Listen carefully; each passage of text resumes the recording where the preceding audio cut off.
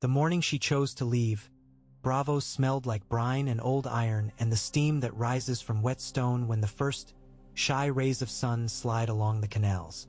She woke before that sun, before the bells that marked the hours, in a room that was not hers and had never been, and lay very still while the world beyond the shutters breathed and turned in its sleep.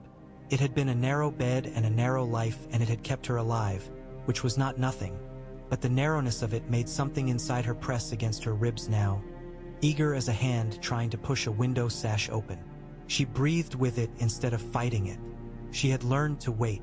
She had learned to be stone and water as needed. A net of lines and knots hung on one wall, smelling like tar.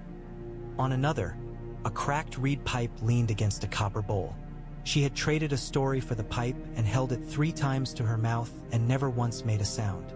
The bowl caught water in the night from the dripping roof. She sat up in the dark, dipped 2 fingers in the bowl, and touched her face as if she were smearing soot on the cheekbones of a stranger. The water was very cold.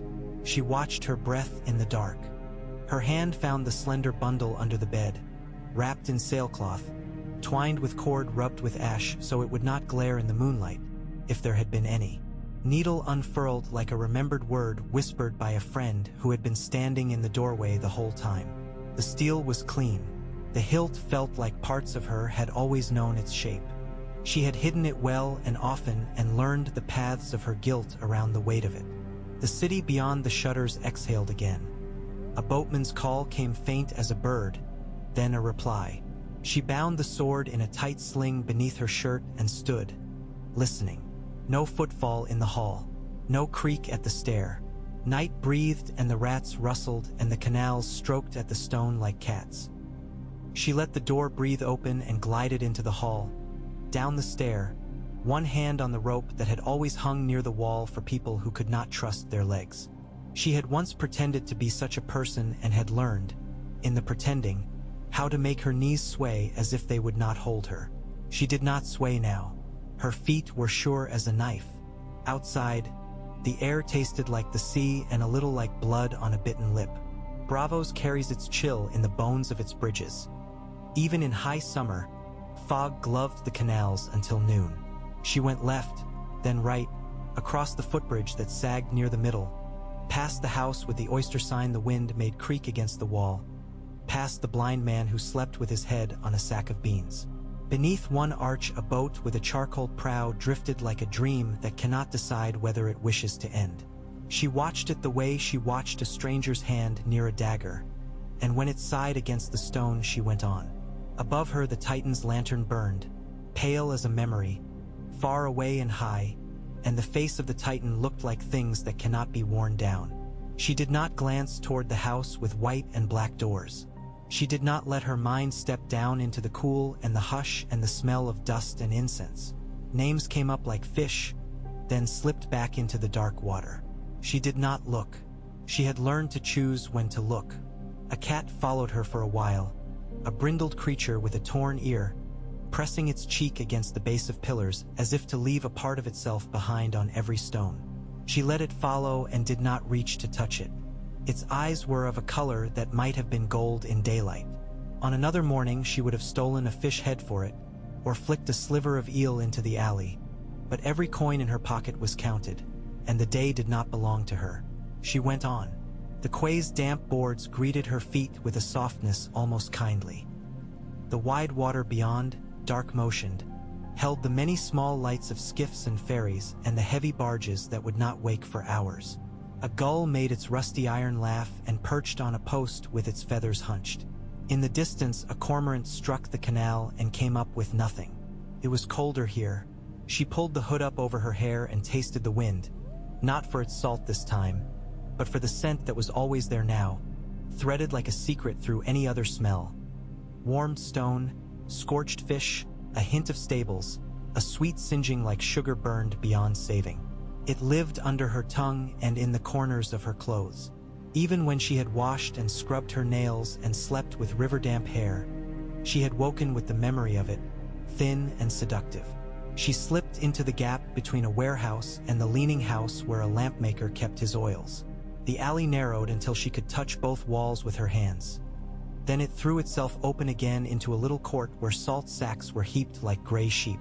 In the corner of that square, between a felled pallet and a wheel that had rolled itself against a wall and died there, a shape slept.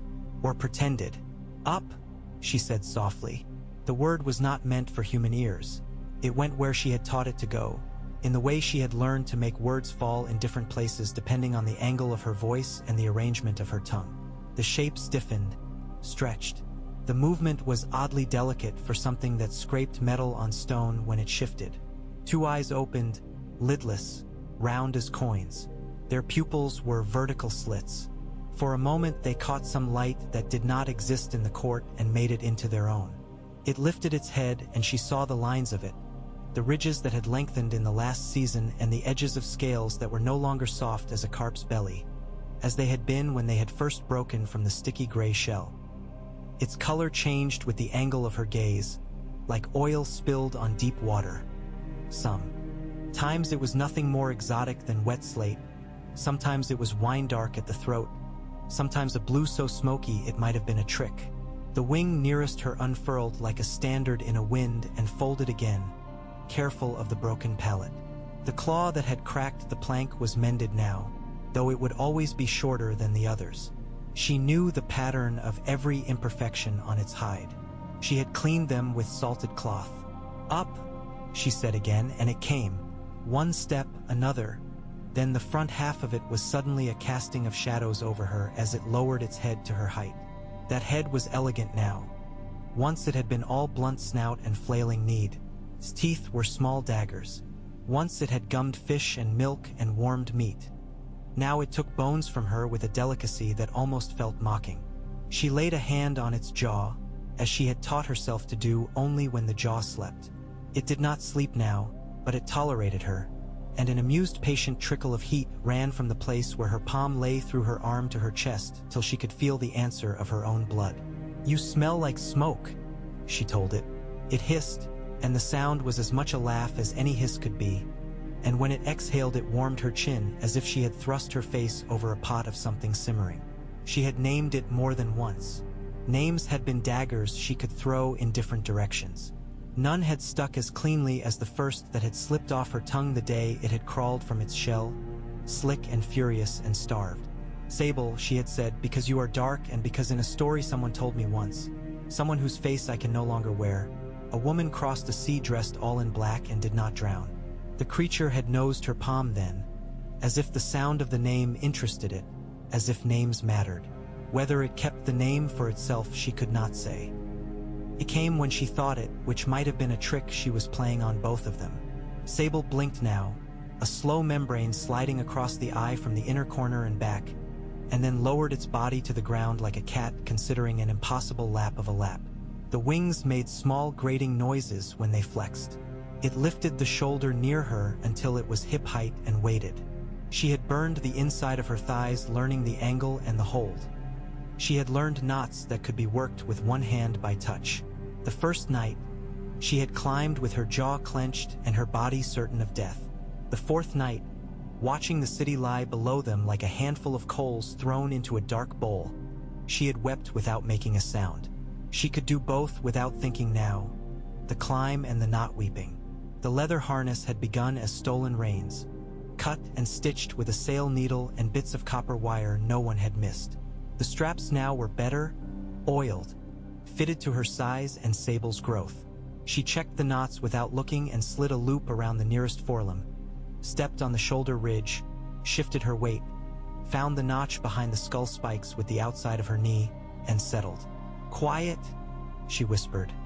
Not because anyone near enough to hear them could stop them, but because the word itself soothed her at least. Sable's head turned and the curve of its jaw brushed her thigh in acknowledgement. A thought crossed her mind then, bright as a knife. "If I fall, it will not catch me. It will think I have chosen to fly without it and be offended." She kissed her fingers and pressed them against the bone ridge beneath her. This too was habit. She had had no gods for a long time, and yet her hands sometimes remembered. They moved as one. Sable didn't leap so much as withdraw its weight from the ground like a drawing hand pulling away from a completed line. The air made a new sound, The salt court fell. Stone became pattern. The roofs blurred. The canal lights stretched into disorder. The Titan's lantern swung under them like a pendant someone had tossed from a neck. Wind opened her hood and bit at her ears. She bent along the line of Sable's neck and made herself small and slick and not there. The city looked up, or it would have looked up had the city been a thing with eyes and a neck. In truth, only a few hands found a sky that had changed, and they were half asleep and would not remember it after breakfast. There had been a time when she imagined the air above Braavos as a ceiling painted with saints and demons. The saints looking reasonably bored and the demons licking their teeth and the paint chipped where the sea salt gnawed. She had been young. The sky did not chip. It now peeled away for her like damp paper. The first time Sable's wings had made that truish lie of the sky, something in her had laughed so loudly she was certain the dead could hear. It laughed now again, and she kept it behind her teeth. They went out over the dark water. The smell of the open sea was broader, a bruise of scent with no edges. Behind them the Titan watched with his stone eyes and did not stir. The dark wrinkled under Sable's passing, then smoothed again as if nothing had touched it. Far below, a boat's oars tugged and tugged at the world and made very little of a pathway through it. She did not look down at the boat. Whoever sat there had his own story, and she had enough of her own. She could have found a ship. She could have paid for a bunk among fish and sacks, eaten salted eel and fried bread from a greasy pan while the captain insisted the swell was kind this season and only fools feared it. She could have arrived in the river mouth with her hair unremarkable and her face unremembered and her name folded into the skirts of a new name. She could have walked across the bridges of the green and muddy country with her shoulders rounded like a girl who needs nothing. She went like this instead. The air changed at a certain point where the land no longer held the dages of the sea in the way her father had once held her elbow in a crowd, gentle and entirely necessary. Now the sea spoke very loudly to the sky about who had always been here, and the sky ignored it and pretended it had invented being vast. Sable breathed in a deeper way the higher they moved. The membrane on the inner edge of its wings twitched as it tasted currents she could not see.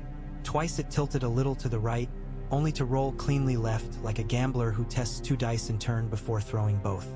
She slept and did not sleep in the way of those who cannot watch every heartbeat and so learn to trust the next one. A warmth built under her thighs where Sable's hide met the harness, and the wind pulled tears from her, and she tasted salt that was hers and salt that was the world's. A bank of cloud ahead promised roughness and gave smoothness instead. Some god or current had gnawed its belly out while she watched. When dawn found them, it was not by throwing gold coins over the water or painting anything. Dawn arrived like a thought. Now, the sky thinned.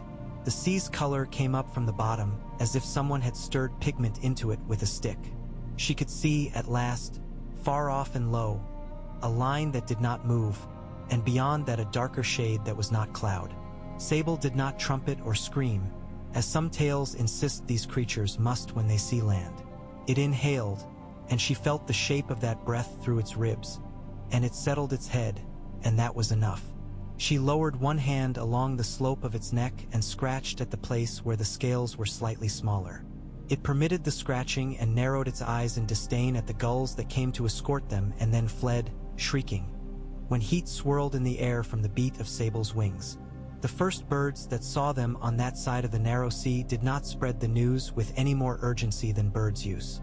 The first humans who saw them did. A fisherman back from a pre-dawn set dropped one of his nets and did not pick it up again until the last fish in it had already tried to return to the sea by crawling across stone. A girl who had never seen a horse looked up from a bundle she was adjusting on her hip and opened her mouth and forgot to shut it. A boy laughed because he did not know yet that there are things not to be laughed at. An old woman kneeled because some instinct had taught her knees long ago to fold when fear touched her shoulder. Sable did not notice any of them and Arya did not look. Tree and wind focused on the line they made between them and the land. As the shapes below ceased being hypothetical hills and became hedges, as trees asserted their right to be counted singly, as a small stand of poplars declared themselves a road, Arya let herself think a name she actually had not said aloud in months, because even in Braavos there remained corners of the world where words can be overheard. Frey. The sound, inside her head, had no shape for a heartbeat or two, as if it resisted definition. Then it buckled down and took on a face with a lip that shone with grease and eyes filmed with age and breath like sour wine. It added other faces to itself, cousins and sons and sworn men, and the thin boys who had never believed in anything except the power of a gate closed on command. Behind them all there was a hall with a roof that creaked when the wind got in under it, and a floor that still smelled of spilled stew no matter how much straw was scattered across it. The face of Frey was an old man's face, but the hand was many hands. Frey. The name settled into her bones like a weight she had carried a long time without complaint. It did not weigh enough to make her sway. Sable felt the change in her. It always did. It lifted its head a fraction, as if offended to find she was looking at anything that was not its forward path. She let the hand on its neck settle, and breathed deliberately in the way that had been taught to her by a man who had known how to move without being seen and then had died in a manner that said the rules of those who move without being seen are not rules the whole world must follow. She inhaled the cold, exhaled the old taste of Braavos, took in the loamy smell of the fields below. She imagined blood in the soil. She did not have to imagine very hard. They passed the first river before noon. It fanned like a hand that had been burned long ago and then healed badly, its fingers crooked, the nails split. Sable dipped a wing and skimmed the surface, tasting it with a hind claw as a child would taste frosting on a finger. The water's skin hissed and spit where the claw ran. Arya closed her eyes at the sound. She felt, foolishly and purely, as if she had damaged something that had never meant to harm her. Sable flicked the water away with a movement of its leg and forgot it immediately. It did not fly at the same height for long. It seemed to enjoy the rush of hedgerows going by inches beneath its belly, and then the irrigation of the sky where only hawks dared. Once, startling a band of travelers on a road that had thought itself safe, it rolled all the way around, a clean, lazy twist, more to feel itself turn than for any advantage. Her stomach turned and her hand tightened and her jaw made itself a bar. She did not rebuke it. If she could have turned in the air without falling to learn the measure of herself, she would have. They ate over a fallow field in the first afternoon, Sable taking the first goat and the second, Arya chewing hard bread dipped in a little fish oil that had leaked in her pack and therefore was useless for any other purpose. Sable was not so large that it could not be argued with, but it was already too large for most arguments anyone but her could make. She cut a slice of the goat's hindquarter and laid it on a flat rock near Sable's forefeet. Sable sniffed, considered, pretended to decline, took it with quick teeth, and allowed a little sm. Oak to curl from its nostrils in appreciation. It had learned gratitude in Braavos. Gratitude, she had learned, can be taught, but it is you who are taught by the attempt. On the second night, they slept in a gully with a thorn tree bent nearly sideways above it. Sable made itself as small as a creature with bones can be, and draw its wings over both their heads like a sagging tent. The smell of its hide, warmed by the daytime, made a pocket of heat and a sweetness she had come to recognize as the scent of things that do not know fear until they are old enough to think about it. She slept under the slight arch of its wing with one knee bent and her hand near Needle's hilt, and dreamed of a woman with an apple-red face sitting on a bench heavy with the ghosts of people who had walked past it, saying nothing and yet saying over and over, "You have not forgotten your lists, I hope." Waking, she did not know if the voice belonged to anyone she had known or to the part of her that had learned to make lists, because lists are how you point your mind to the ground and say, "Stay." The country thickened. Villages kept their heads down as they never had before the war. She saw a boy spitting to one side of his hand before he threw a stone at a crow and admired his form, though the crow lived. She saw a mill wheel turn sluggishly under a weight of weeds, which told her a man had been neglecting it because men were neglecting much. A woman hanging laundry paused with a gray linen shirt half-pinned and watched the sky until her daughter tugged at her skirts and she remembered to finish the job and get indoors. Sable made no more sound than a kite once it had decided not to talk. By the time the towers rose, twin and smug above their river, she knew the angle of the wind and the strength with which the river slurred under the gate and the way the reeds leaned below the west wall. The twins did not try to look beautiful the way other keeps sometimes did, as if that could make up for their emptiness. The twins did not apologize. The twins owned the river for a stretch and felt that was enough. The water below the gate was turbulent and a little filmy. She sniffed and smelled pitch. Sable tilted its head and made that small clicking sound it made when it had seen something it might like to burn. "Wait," she told it. "Wait and look." If any watchers had been behind the crenellations, they were few and scared. The shape of Sable against the high afternoon made a prophecy of smoke written on the sky. She thought of those watchers, of the lives they had built on bending their bodies to the shape of the Lord's command, and her mouth filled with saliva the way it did when she was about to lie. She wanted to call Sable down upon the nearest tower and peel the roof off like an onion skin and throw it in the river. She wanted to make the hall a kiln in which stained men melted and ran into the rushes. But she had learned to wait. You could play a song by pounding down every note at once. It would be a song after its fashion. Or you could place your finger and then the next and still your foot over the pedal and hear the shape of it. Sable begrudged the waiting. It shifted, flicked its tail as if something had bit it, and then made an indignant soft noise when she thumped her knuckles twice near the base of its neck. It knew that signal, quiet. She was not surprised to find it remembered. She did not know why she had thought the air and the long reach of the world would peel away what it knew. She could imagine how its mind worked, warm and efficient and concerned primarily with the difference between now and later.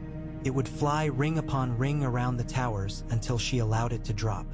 It would be patient the way cats are patient. Not patient at all except when there is a hole and a mouse. They did not announce themselves. She took them upriver, past the towers and beyond the sight of the archers who were not on the wall and the sentries who were drinking, and left Sable in a fold of riverbank shadow beneath a cup of trees.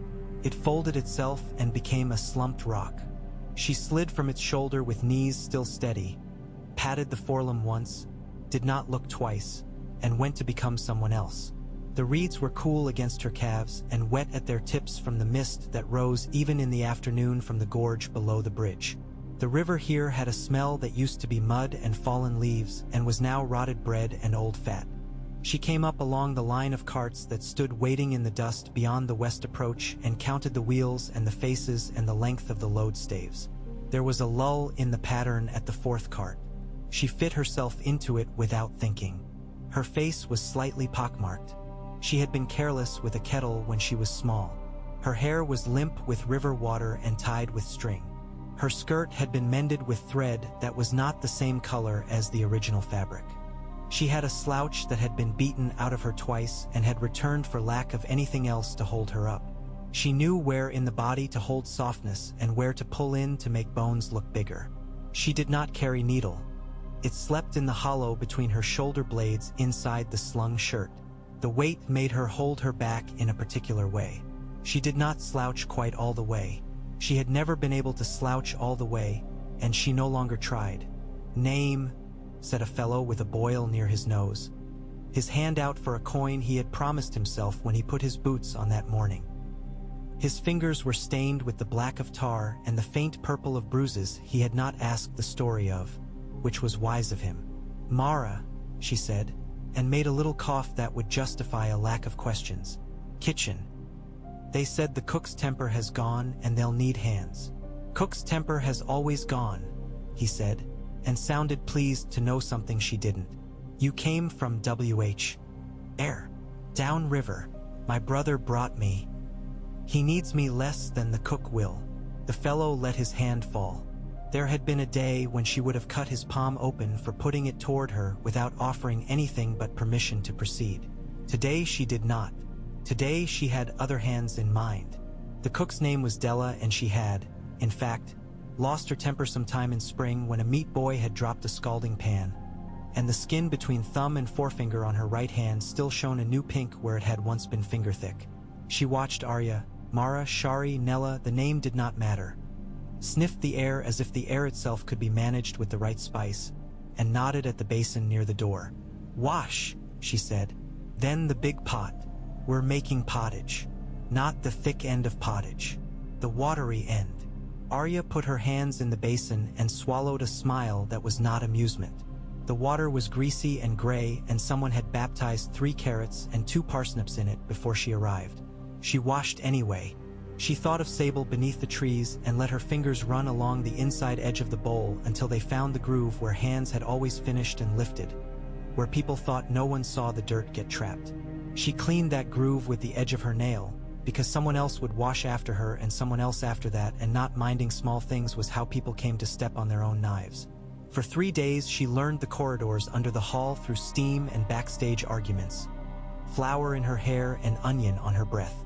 She listened to the way one boy said water and another said water, and knew one came from 3 bends upriver and the other from a place where the ground ate at the road. She learned the exact sound a door made near the buttery when it was not quite shut, and the way a maid who should have had a kinder life stole a heel of bread and pretended to be looking for soap when anyone walked in. She carried 2 buckets at a time and made herself struggle with 4 when someone watched, because the struggle charmed. She cleaned a pot with sand until the copper shone and let it dull again, because shining feels like a new cook and a new cook is watched. She saw him on the 2nd day, or rather she saw the husk of him. The old man at the high table in the late afternoon, scowling at his own bones as if he had been betrayed by the architecture of himself. His shoulders had rounded, and he looked at those shoulders as if they were an insult some other man had made. His mouth wore a sneer because his face would have fallen in without it, not because his mind had thought anything new. He took a bite of something and found it too hot and chewed anyway, stubborn as a child. He would go to his bed at night and remember, still, the way a hall had sounded full of vials under a roof that creaked when the wind went at it. Perhaps he did not remember the sensation of stepping over a body, as if it were a sack of grain, and feeling nothing except annoyance at the slipperiness of blood on straw. Perhaps he had never felt the slipperiness at all. Perhaps he had only watched from a dais while others put their feet down into it. There are wars where it is possible never to walk through the blood, only to hear it. He had sons, and they were the kind of men who laugh too loudly when they drink so that the others will learn the rhythm of that laughter and match it, because this is the way a certain kind of man understands he is not alone in a room. They were kind and unkind in all the usual ways. One gave a heel of cheese to a dog under the table and thought no one saw it. Another made a joke at the expense of the dog. Arya watched their hands and eyes and forgot their names as soon as she learned them, as if the names had been written in chalk and time was a rain that despised chalk. Her body walked among them without friction. Under the thin dresses, her scars warmed to the closeness of the oven and the fug of the crowded hall. Her mind did not warm. In the dark, with wood smoke in her hair and onion oil in the skin around her nails, she went to the trees. Sable slid from shadow to shadow, ridiculous for a thing that could light a village on fire. It had learned to move in woods during their nights in Braavos when the city had not been enough, and Arya had taken it to a grove of plane trees beside the far lagoon and taught it to thread between them without leaving half its hide behind. Now, under oaks that had seen more feasting than any of the men they housed, Sable put its head against her shoulder and huffed at her in gentle contempt for the way she wore a woman's walk as easily now as she wore a knife at her spine. "Patience," she told it. "Tomorrow," she said, and then the next day she said it again. The 3rd day it snapped, not to injure, at the air near her knee, and she cuffed it under the jaw and said, "No," in a voice that came from long ago, from a house where the bread had been a certain kind of coarse and the tea had carried leaves that had been steeped too long, and a father had said a word once and not had to say it again, because there were other ways to say it that did not involve a mouth. On the 4th day, she took a walk along the hall's edge and counted the casks and buckets and the sacks of grain that had been stacked carelessly near the bread oven. She imagined the way that would look if a line of fire found it. She imagined the sound a beam would make when it had been a tree longer than any man in this house had lived, and then turned into a pillar, and then had its belly burned from inside until it gave. She imagined the faces. For a moment she let herself think of faces that were not in this hall. Her mother, whose face she could not touch in memory because she would have to have a place to put her hands down afterward, and there was no place. She stopped thinking and looked instead at the oil jar set to. Oh, near the hearth. At dusk, a man with a hat whose fur had seen too many winters slapped her backside with the open palm of his hand and made a remark about kitchen girls and their willingness that had estimated all kitchen girls to be one girl. She looked at him as if she had dirt under her nails, and he had asked her to clean his toenails with her teeth. He laughed because the look pricked him, and he could not let the wound bleed without making a sound. Later that night, he came to the kitchens to see if there was wine left, and found only a girl sleeping on a bench with her hand tucked between her knees. He swung at the air near her face to see if she would wake and be grateful to him for noticing her. She did not wake. He drank wine and left. Out behind the old ash tree with the bark nailed up where boys had carved private letters into it and had been rebuked, he went to piss. Something moved in the dark. He thought it was a dog and kicked toward it to remind himself that he could dominate. The ground rose under him in a heat that made him think of his mother making bread. His last thought was confused gratitude. It was brief and not enough to wash the stain. She found no pride in that ending. He had not earned a longer one. You don't spend poems on men like that. She slept for 2 hours at dawn with her head near Sable's shoulder and dreamed of wolves pouring down a bank into cold water, one by one, clean as arrows. When she woke, she knew the wind had shifted and the way the river's skin would dimple near the middle arch. She went to the hall with her sleeves rolled and her face blank and moved through the day like a thread drawn through cloth in a hand that had used a needle for long enough to know the shape a line must make for a seam to hold. Noon turned into a draft in the hall. Men came and went, clumping and muttering, their voices turning corners where someone had mislaid a thought. The cook shouted without energy and the oven breathed the hot breath of something that enjoys watching others work. In the afternoon, a pair of minstrels arrived and tuned instruments that needed more tuning than the men needed music. A boy lost a ladle and cried as if he had lost a hand. Arya picked the ladle up from where it had rolled under a table and put it into his fingers and did not touch his cheek because he would have remembered being touched when he ought to remember only the difference between a moment with a ladle and without one. At twilight, the bell on the west tower rang because someone had pulled its rope. The tower did not care who pulled, and the bell did its duty no more urgently than any other sound that belonged to the architecture of a day. The servants moved their feet a little faster, and the men gathered the way men gather when they have been promised meat and talk.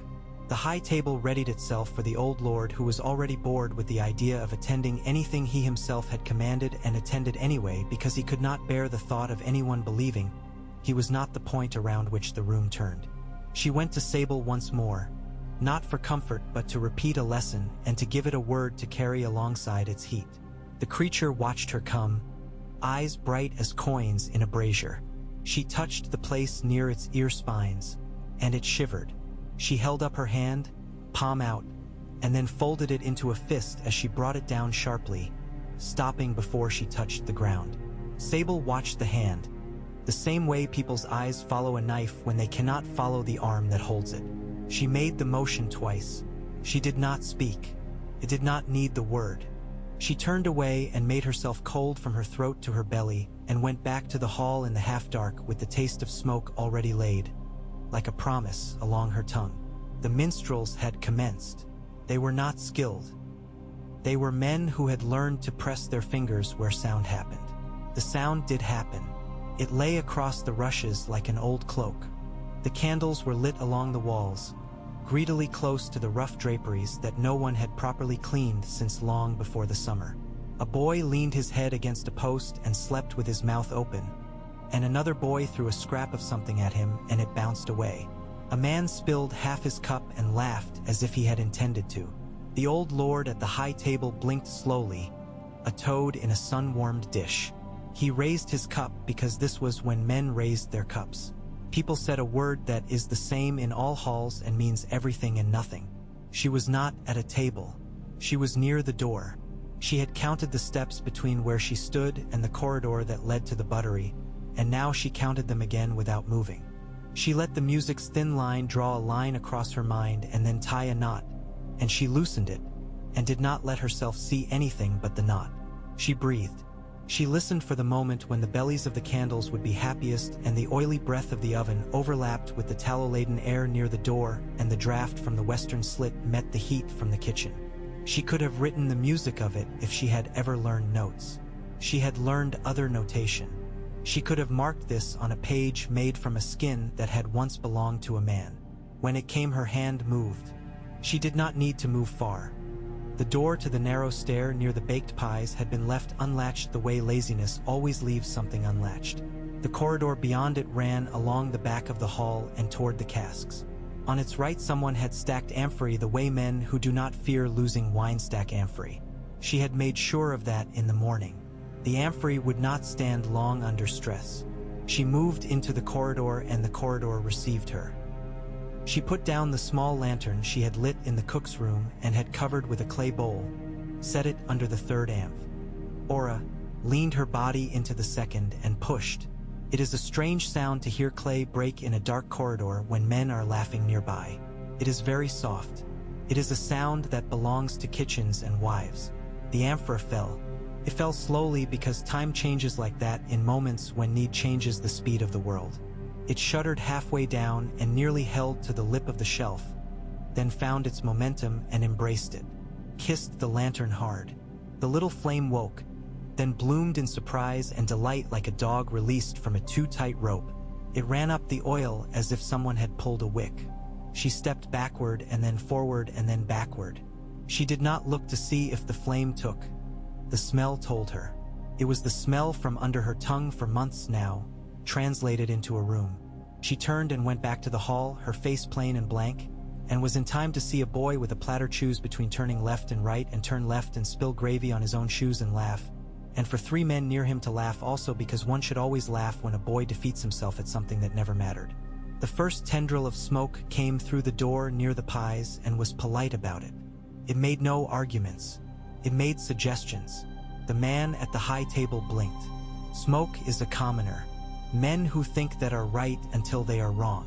The minstrels played through it because their fingers had patterns of their own. A second tendril came and then a third, thickening near the ceiling where the beams had never learned to keep dust off their shoulders. Someone coughed and pretended to have choked on a crumb. Then the sound changed. There is a music to thirst. It is what old timber sings when fire asks it to dance after years of refusal. The hall listened and did not understand that it was listening. "Fire," said the cook in the kitchen, which was honest of her. The men in the hall waited for the shape of that cry to become theirs. Took a while. During that while, Arya put a hand on the lintel as she stepped back into the hall and glanced upward, just long enough to know the flame had crossed past courtesy and into hunger. She watched the cook haul 2 buckets toward the corridor and then stop because she could feel the heat pressing back at her like a giant who has decided an argument will be settled with bodies, not words. The cook went for a 3rd bucket because this is what people do when the bucket they hold is not an answer. The old lord lifted his head like a tortoise emerging from a shell and attempted a sneer. "Who's left the oven set so?" he said, and the words sounded strange with the hall's new echo added to them. "Fools. Fools, every one of you." A boy opened a window slit and fire grabbed the new air and threw it into its mouth and laughed. The boy screamed and his scream fell into the fire and fed it, which is the truth of all screams. Arya moved along the wall because that had been the plan her body had made. Sable's mind pressed against hers, full of the weight of the word now. She did not need it now. She had made the first blaze with her own hands and her own breath, and the impatience of Sable would have been superfluous.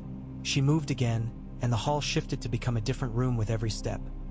Here the air was stratified in gray in layers, and here it was thick and red, and here someone had knocked over a bench and a man lay with his ankle at a new angle and laughed about it because the angle was something he could shout at a boy to help with while the ceiling peeled back its soft tarred skin and showed the red behind.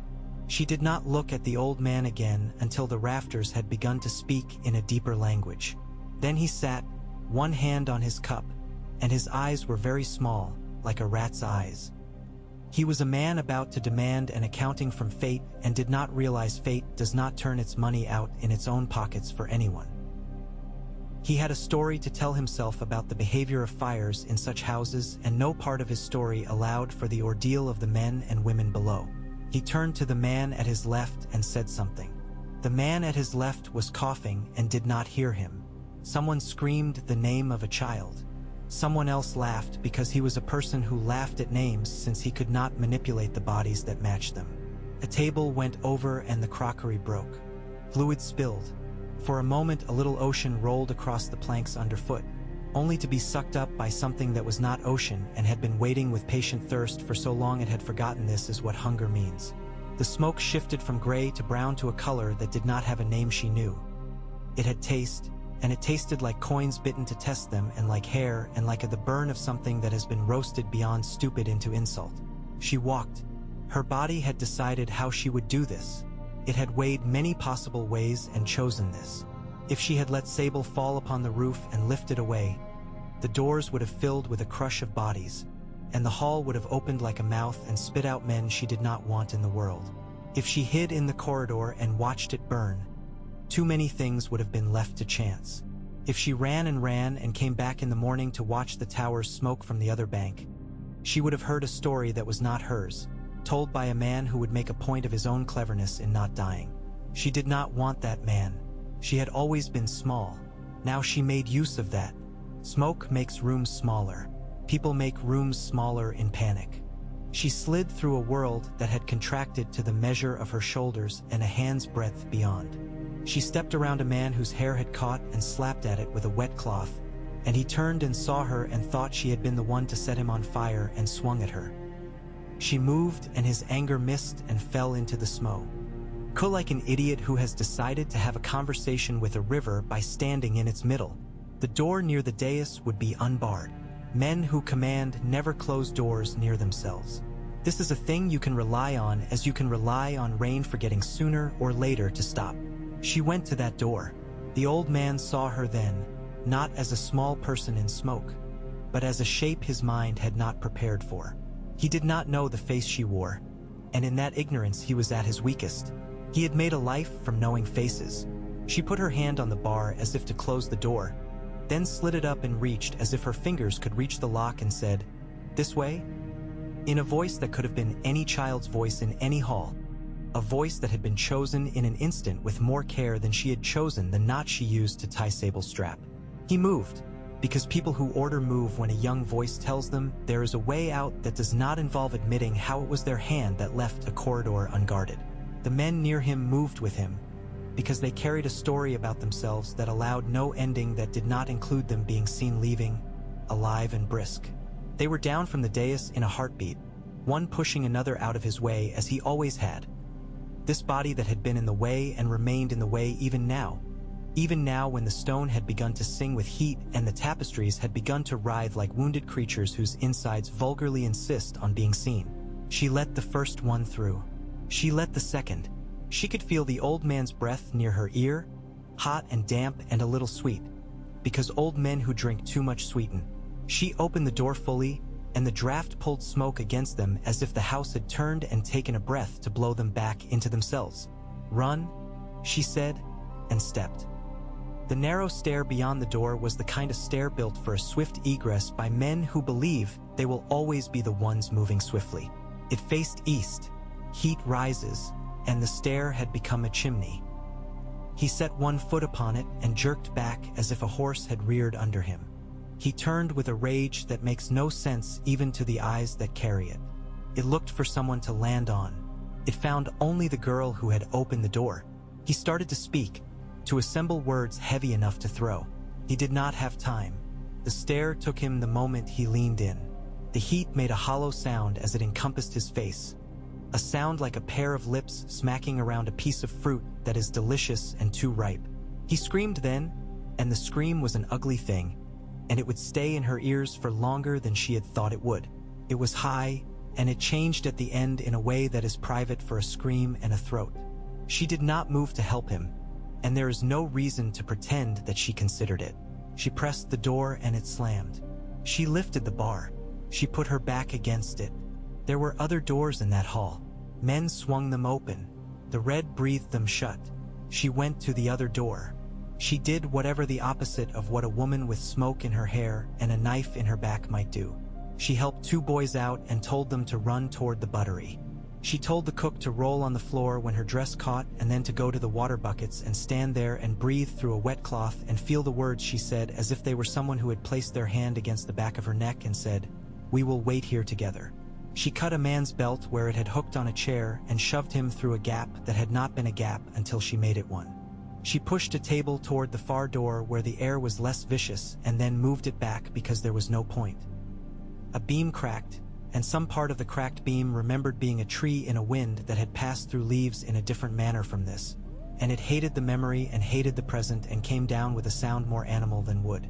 She kept her feet because she had learned to keep her feet on boats and in rooms and on ice and on grass. Smoke pressed her palate like a thick thumb.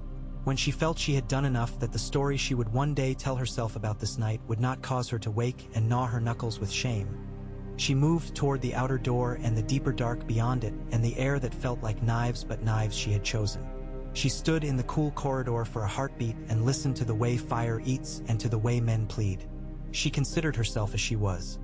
A small thing in a dress with a scent of onions, hair braided badly, arms sprinkled with grease, a knife between two bones at her back, and she admitted the truth she already knew. Even without Sable, she would have found a way to end this. It just would have taken longer, and she would have had to learn more faces and break more amphorae and poison one cask of wine and perhaps cut a throat quietly in a stable and leave 3 white stones in a line near a doorstep to be found by a particular man whose mind would break when he realized the stones meant he had been seen. But she did have Sable, and Sable had waited long enough to be permitted to take the shape it wanted to take, which was fire. She stepped out into the court where the bread deliveries came in the morning and the pig droppings dried in the cracks. And the night that awaited her was a few degrees warmer than nights here used to be before the war. The sky wore a few stars.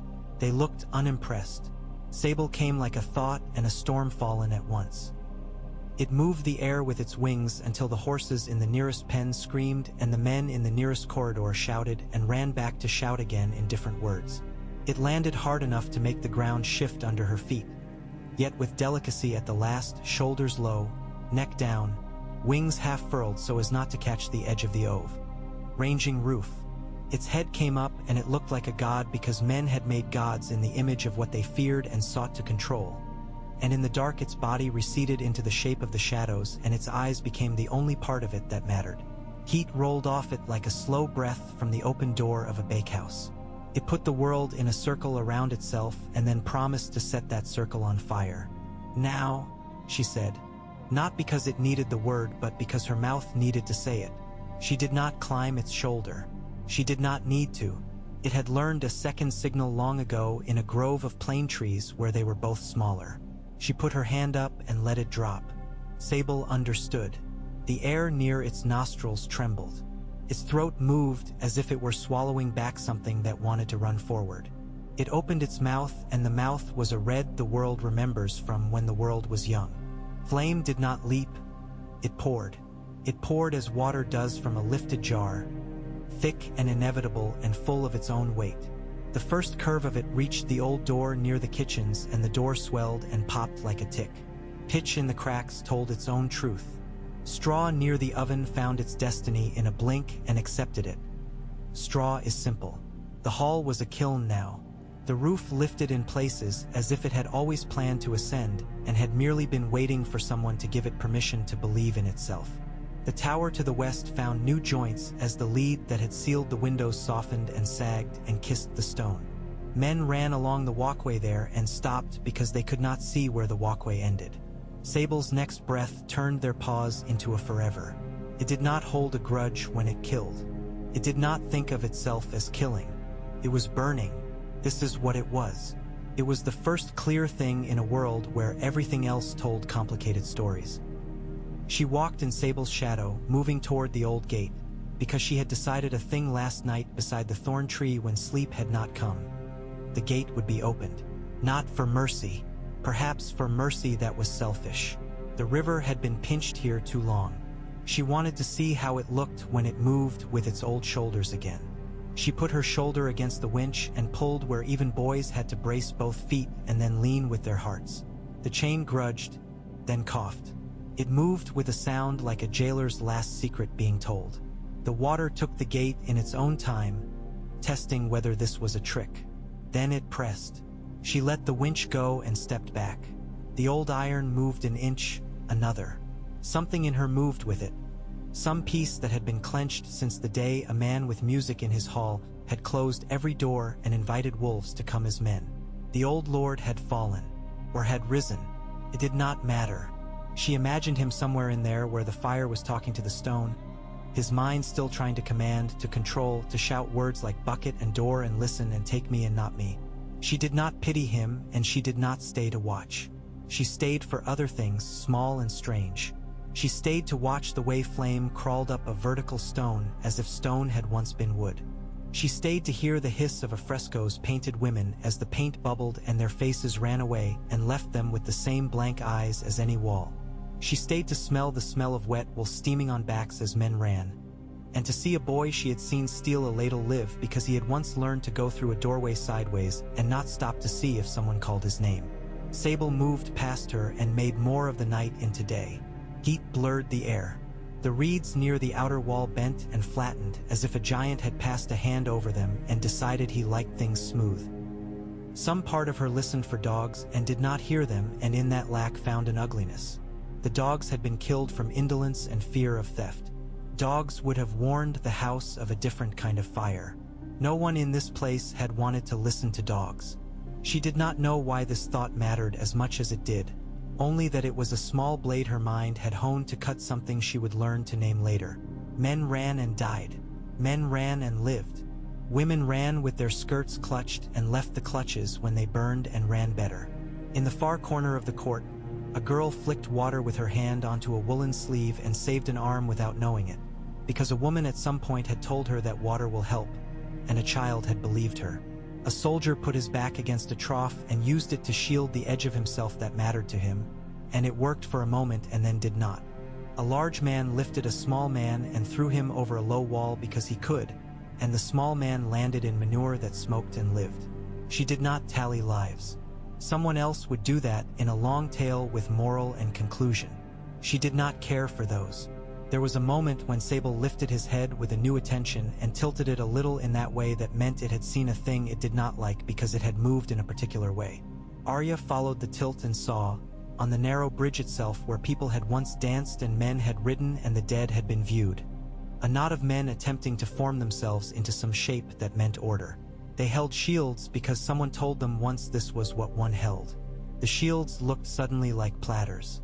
Sable exhaled, and the shields bowed as if men had lifted them in clumsy salute. The men behind them were not there when the air cleared. It should have felt like something. It did and did not. It felt like the finishing of an arithmetic problem you have seen before with different numbers.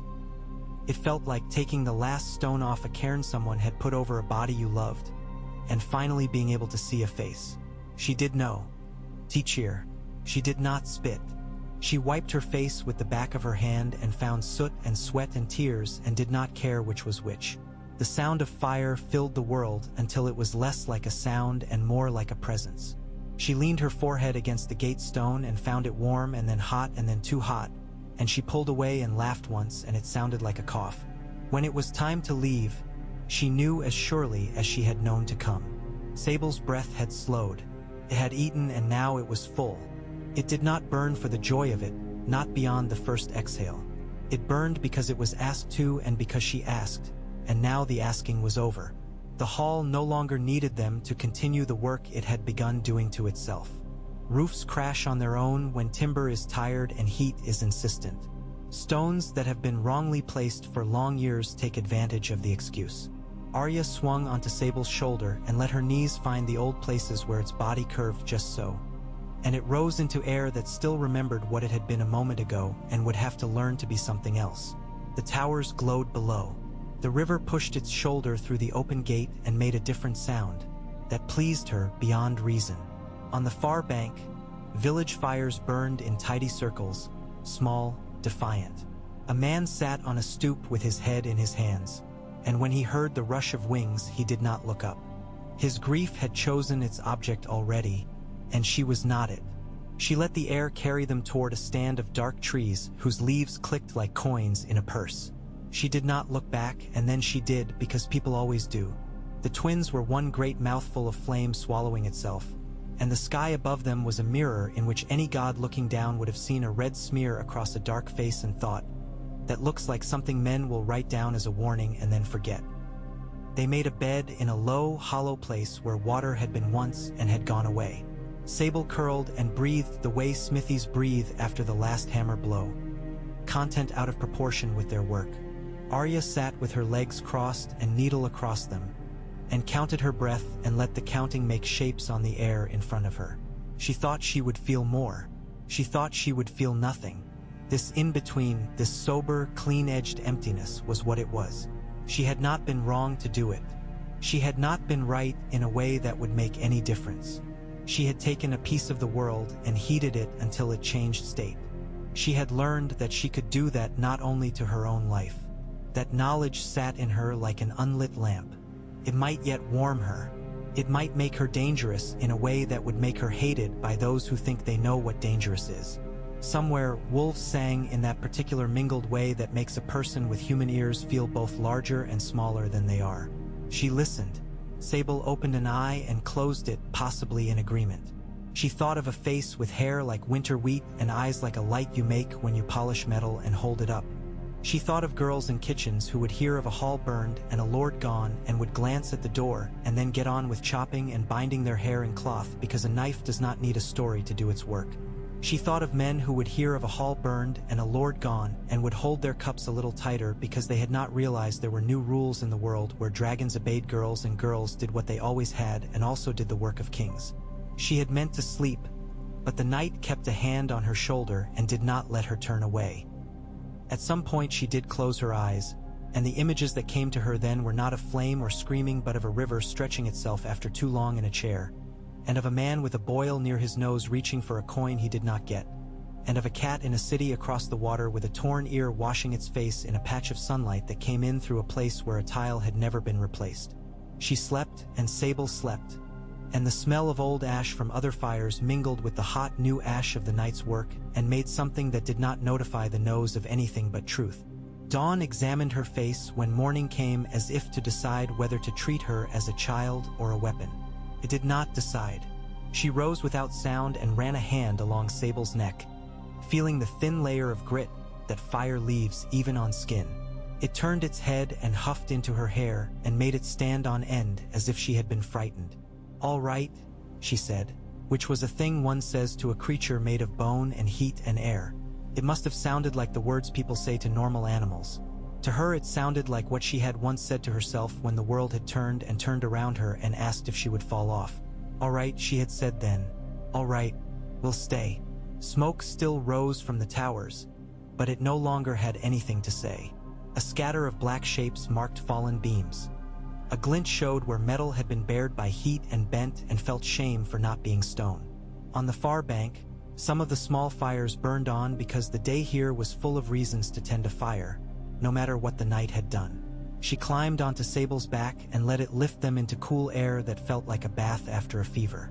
The air above the ruins was warmer, rising fast, making a quick roughness under Sable's wings that it enjoyed, angling its body for the little lift like a boy who has found a patch of ice.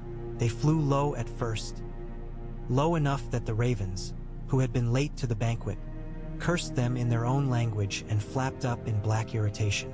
They flew higher after because there are places where even triumph has obligations, and it felt wrong to carve a path over the grieving people in there. Breakfast. The road ran away under them like a line that had forgotten where it had meant to go. A marsh spread her skirts to the south, dull green rucks in the morning light. Far off, a thin needling of smoke said forge, and another said soup. "You will not eat today," she told Sable, and it snorted as if to say, "You speak nonsense often," and tipped one wing to show that it obeyed not her words but the next strangeness she would present. It had known hunger and full belly, and those were the two states of the world for it. It would be content with wind for now. The list rose in her again. Lists are like rivers under ice. They press against the underside of the world and make a noise only you hear. She let it rise. Names came and went and settled, some gently, some with a thud that startled other names. She had never promised herself she would end them. The world does that, or time, or disease, or luck, or the small movement of feet at the wrong moment. She had promised herself to be attentive, to listen when a list said now, to be still when a list said wait. Today one list had been satisfied, and it had not filled any hole in her she had not expected it to fill. The hole was still there, useful, a place for water to pool in and reflect whatever sky stood above it. They swung wide over an abandoned orchard and a field backing into trees where deer had made themselves into ghosts. They swung farther, across a road where a man on a skinny mule looked up and then curiously did not. He had the self-possession of someone who had lost too much to be impressed by creatures of myth. The sun climbed. The wind changed and changed again. She felt the map in her chest redraw with every shift.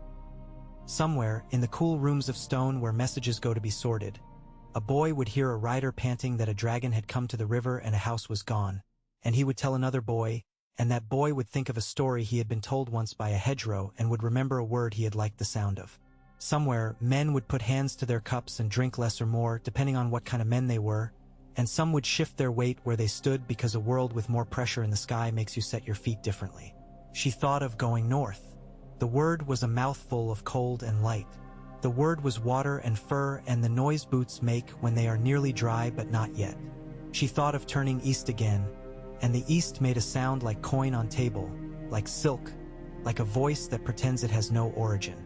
She thought of south, and south felt like snakes sunning themselves on roadstones and then moving into shade when you approach, and then moving back into the road, which is south's way of being. She did not promise herself anything. Sable's shoulder bones rose and fell under her knees like a sea, and she let the rhythm take the decision from her for an hour. Around midday they found a ridge from which she could see, far off and pale in the heat, a line of hills that had names men had argued about since boys became men here. She slid from Sable's back, stretched until her spine cracked like a small branch, and sat with her arms around her knees. Sable began to nose the scrub for rodents as if rodents were noble game and not merely previews of larger meals. A grasshopper flicked into her lap and then away as if it had been ashamed to consider her. She spoke then, not to Sable and not to anyone, and the words went into the air and made nothing, and that was the point of them. "You wanted a story to carry me," she said. "You wanted a grand thing. You wanted anyone from anywhere to be able to say it and feel warm." She laughed. The sound came out like someone loosening a bridle. "I have the story you get, not the one you wanted. I have smoke in my hair and a dragon who yawns and a river that will breathe better tonight and a list with one heavy line drawn through it, and so what? So what? It is enough to keep me walking. It is not enough to make me anyone's song." Sable coughed a little and a curl of flame slipped out in offended agreement. She rose and laid her hand against the ridge of its skull, feeling, beneath the scale and the bone, the heat that is life in a form that does not apologize. She fitted herself into the harness and let the straps bite where they had always bitten. She let the map in her ribs bend toward the next place it would need to adjust to. The air opened. The world went out toward them. Behind them, a ruin steamed and cooled and darkened and would become, in time, a place where weeds would remember to grow even on stone, and boys would dare each other to walk there at dusk, and a cat would cross the empty threshold and not care whose name once made that hall echo. Ahead of them, other fires were banked in hearths where people had survived the night and would survive the day. She rode toward them not as a ghost anymore, not as a girl who pretended not to exist, not as a servant of gods who required stillness, but as herself, the person who had learned to wait and to act and to be something no one had made a rule for. The wind laid a hand on her face. She leaned into it. The dragon's flight held steady and sure. Somewhere a wolf raised its face to the sun and then put it down again, satisfied with a morning and a world briefly resembling what the wolf might have wished it to be. Somewhere a man with a hat bent to his own work because even on days when dragons pass overhead, a field insists on being turned and a loaf insists on being shaped right, and everyone in a world with fire still needs to eat. She liked that thought. It was a recitation, the litany of how to live without a roof at your back you trust. She said it to herself as Sable beat toward the line where the hills began to dream themselves into mountains. It sounded like water on stone and like breath in and like breath out and like footsteps on a road that does not end, only changes now. Me. The hills seemed to lift their shoulders and breathe as they approached, the soft backs of them turning to fur and shale and scar, old wounds healed into ridge and seam. Paths appeared where sheep had made them, and then those vanished where stone put its knuckles up and said no farther without respect. Sable adjusted without being told. The membranes along the fore-edge of its wings tightened and loosened with each change in the air. Its flight narrowed into something precise. Updrafts smelled of pine and damp rock. The dragon tilted to drink them and Arya let her body match the tilt. cheek against a neck that radiated an animal, furnace heat that had nothing to do with the sun. No smoke followed them. She had learned that lesson the hard way the first week she had taken Sable above open country and watched a thin, traitorous ribbon draw a line behind them like a child with a stick and wet clay. She had spent an hour after that circling a marsh until the wind found another story to tell the clouds. Now Sable exhaled only when it wanted to, when it meant to sear, and otherwise a warmed breath vanished into the cold. And there were only the pale ghosts of their passing, brief eddies in places where even wind avoided argument. They settled at last on a spur that looked down into a narrow fold of valley where a stream talked to itself in pebbles. The landing jarred her knees, the way landings always did. The ground had its own mind, and it did not care that you arrived like a god. She slid down, thighs sore where leather had rubbed, and took a moment just to stand in grass that had not seen a fire in an age.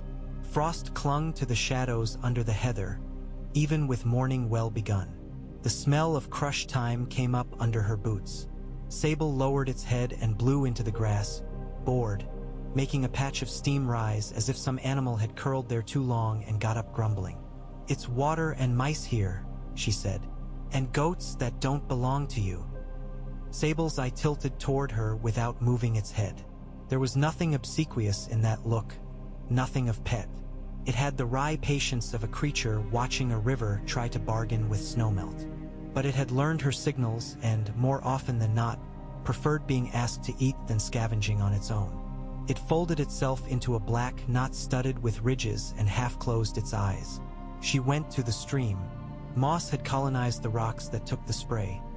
The long shag of it looked like the hair of an old green dog lying with its belly in the water. She knelt and let the cold bite her hands, then her mouth. Pine pitch flavored the sip, a resinous clean taste that pushed the sleepless taste of smoke out from behind her teeth. She washed her face. The cold made her skull ache, and the ache felt like honesty. Tracks marked the mud where a small herd watered. Tiny diagonal chips where hooves had skidded and corrected told a story about the temper of the goat who led them. Arya read it without thinking.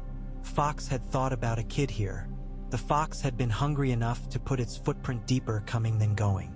She did not see fox dung. Perhaps it had been frightened out of pride by a shadow passing at noon. She had not slept well, and she had not slept badly. Sable's breathing had been a tide. Every third exhalation had been a little deeper than the rest, and the old rhythm had found her ribs and taught them to match, and she had floated a while on that. Then the wind had shifted and carried to them the sour, coppery ghost of what they had done, and her throat had closed as if memory were thick dough and she had not yet learned to knead. After dreams with no people in them, a door that would not open because it had never been made to open, a row of stones sunk into a field like teeth bared in a jaw, a faceless statue with arms full of fire that would not warm your hands. She rose and worked the stiffness out of her hips and ankles, feeling the tiny pulls and releases of tendons she had used hard. Sable watched her in the way of something that notices every movement because every movement could mean flight. She checked the harness and the knots because knots are what keep one day from being like another in the wrong way. A strap had cracked at a hole. She took a bone awl from the pouch she kept tied at her waist and the length of rawhide that had saved other mornings, and she made a new hole with care, pushing the awl through with slow authority so the leather would not split. The motion soothed the bright part of her mind that still wanted to run. Before noon, she gave Sable the word that meant stay and the hand signal that meant hunt but not far and kept the place within sight, and she went along the contour of the hillside with needles swaying unobtrusively in its sling along her spine. It was not prudence. She could have gone without. It was habit, and habit was a friend who did not talk. The path was more suggestion than path. She placed her feet where sheep had picked steps and kept her weight low. A lark flung itself upward in a fit of optimism and ended in a shred of sound that fell on her sleeve and ran off the edge. The slope gentled into a hollow where the sun fell earlier than anywhere else, a warm little amphitheater for rabbits and gossip. At the far side of it was a cluster of hawthorn tangled with a fallen stone. The stone wore lichens like scabs. Someone had carved into it once, and the carvings had blurred into a language only moss could read. She ran her fingers over it anyway, feeling the faint depressions where a loop and a straight line had once met like two people agreeing to disagree. She thought of weirwoods and of how they always have faces. This stone had been cut by hands and did not. That felt truer. She was not alone. The thought wasn't a thought. It was a change in the shape of her breath and the angle of her head. The hawthorn thrummed with a weight that birds do not make. I did not draw the sword. She did not even touch it. She made her face into the face of a girl looking for berries where surely none would be this late.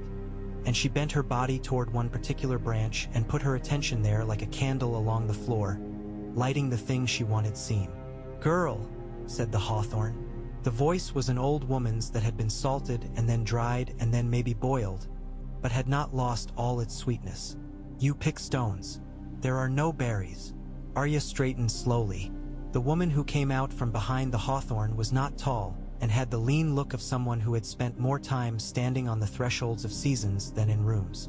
Her hair had gone that white that shines a little in sunlight regardless of the state of the sky. Her left leg bowed. A stick as thin as her wrist might have been the better leg's idea. She wore men's boots and a man's coat and a woman's persistence. "I wasn't picking," Arya said. She let her voice be open, not foolish. A note held between two that told nothing to anyone listening for a key. "I was feeling the stone. Felt like something once." "It was a bound stone," the woman said at once, pleased to know. "Proves the pasture belonged to the upper hamlet and not the lower. The lower folk roll it down to say otherwise when they have a mind. That was long ago. The hamlets broke each other in the war. Now the stone belongs to mice." "Do the mice pay tithe?" Arya asked because she knew the way to sound like someone not from here was to ask questions that did not sit quite right. "They pay with their children," the woman said, not without humor. "Same as saints and hawks. You go with a dragon." "I saw you." Arya glanced up the slope. Sable lay where she had bid it lie, but it did not look like obedience. It looked like bided time. "We go together. He doesn't always go when I go." "Good," the woman said. "A child ought not be dragged about by a horse, or a dragon neither. I am Rowan. You can be who you like. You'll be watched for either way." "I am looking for the north roads," Arya said. "Follow the ridges," Rowan said. "Keep water on your left. When you lose it, keep the wind on your left. When it turns, you'll be where the pines thin into old beech and the beech turns into moor. Keep the sun at your back if you mean to keep anything worth keeping. If you reach a hollow with a big stone that looks carved by a foolish man to be a table, don't sleep on it. The cold comes up through it like spite." "I won't," Arya said. "You will if you are tired enough," the woman said without malice. "Come down with me. I've goose. A thin brown one that will be thinner if you don't help and fatter if you do. There are eggs at least. Your animal will frighten the dog, but the dog will scold him anyway." "I can't bring him to a village," Arya said. "My house isn't a village," Rowan replied. "It's a house. There used to be two. The other burned when a boy kicked a lantern. If your dragon breathes on my thatch like that boy's lantern, I will hit you with my stick and you will feel it in your heart." "All right," Arya said, and not because she was hungry. She liked the line of the woman's mouth when she spoke. It had the same spare humor as a pine branch under snow. She climbed back up, lifting her feet in a different pattern so anyone watching below could not lay a clear memory to print. Sable raised its head, tongue flickering briefly, not serpent, not lizard. Something dragon is alone in being. She made a circling motion low with her right hand, the one that had come to mean, not with me but near, and pointed to the shoulder of the hill opposite the path the woman would take.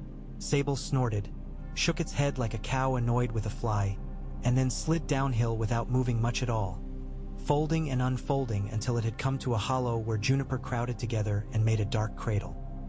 It looked like a boy who had promised to stay outside a door and did, grudgingly, expecting to be called.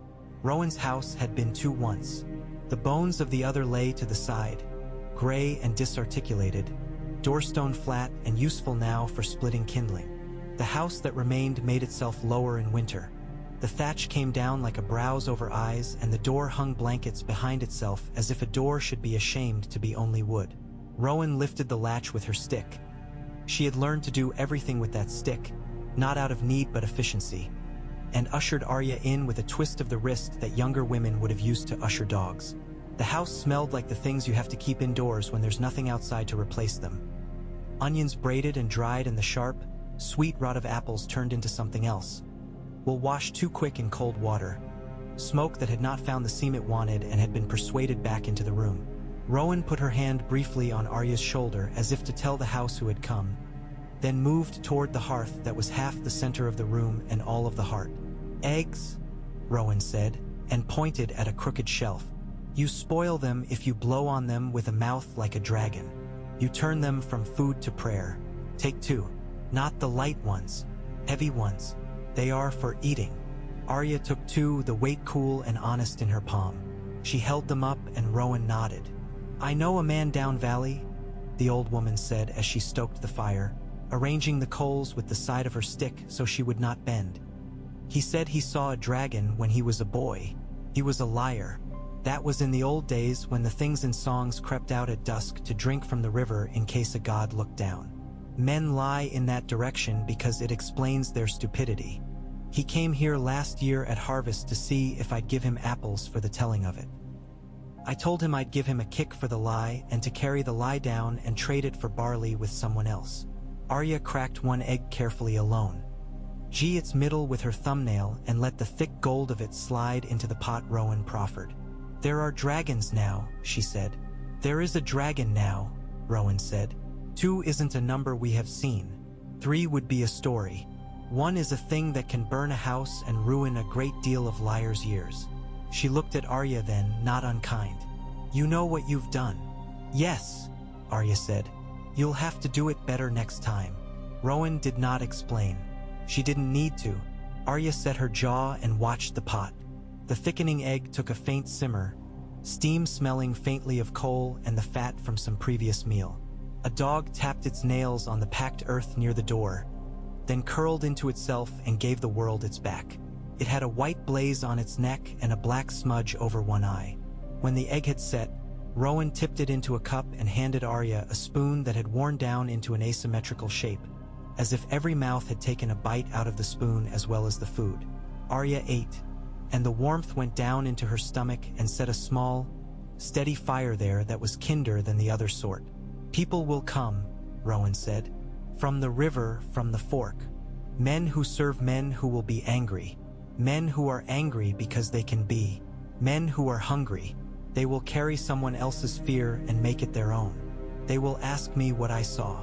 I will tell them I saw smoke and that smoke always goes somewhere. They will ask me if you came here.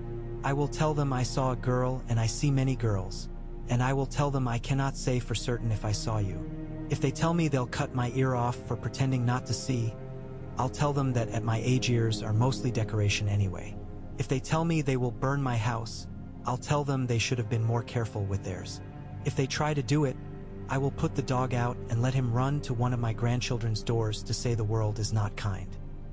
Then I will go with them if they make me go, and I will watch them show off to one another on the road, and perhaps I will tell a story about what I saw 50 years ago so they can feel they are in a grand tale. If they are stupid, I will remember it. If they are clever, I will remember it longer. I won't bring them here, Arya said. You will bring the idea of you wherever you go, Rowan said, not ungently. That is what a dragon does. Eat, she added, though Arya had finished, and put the spoon back in her hand.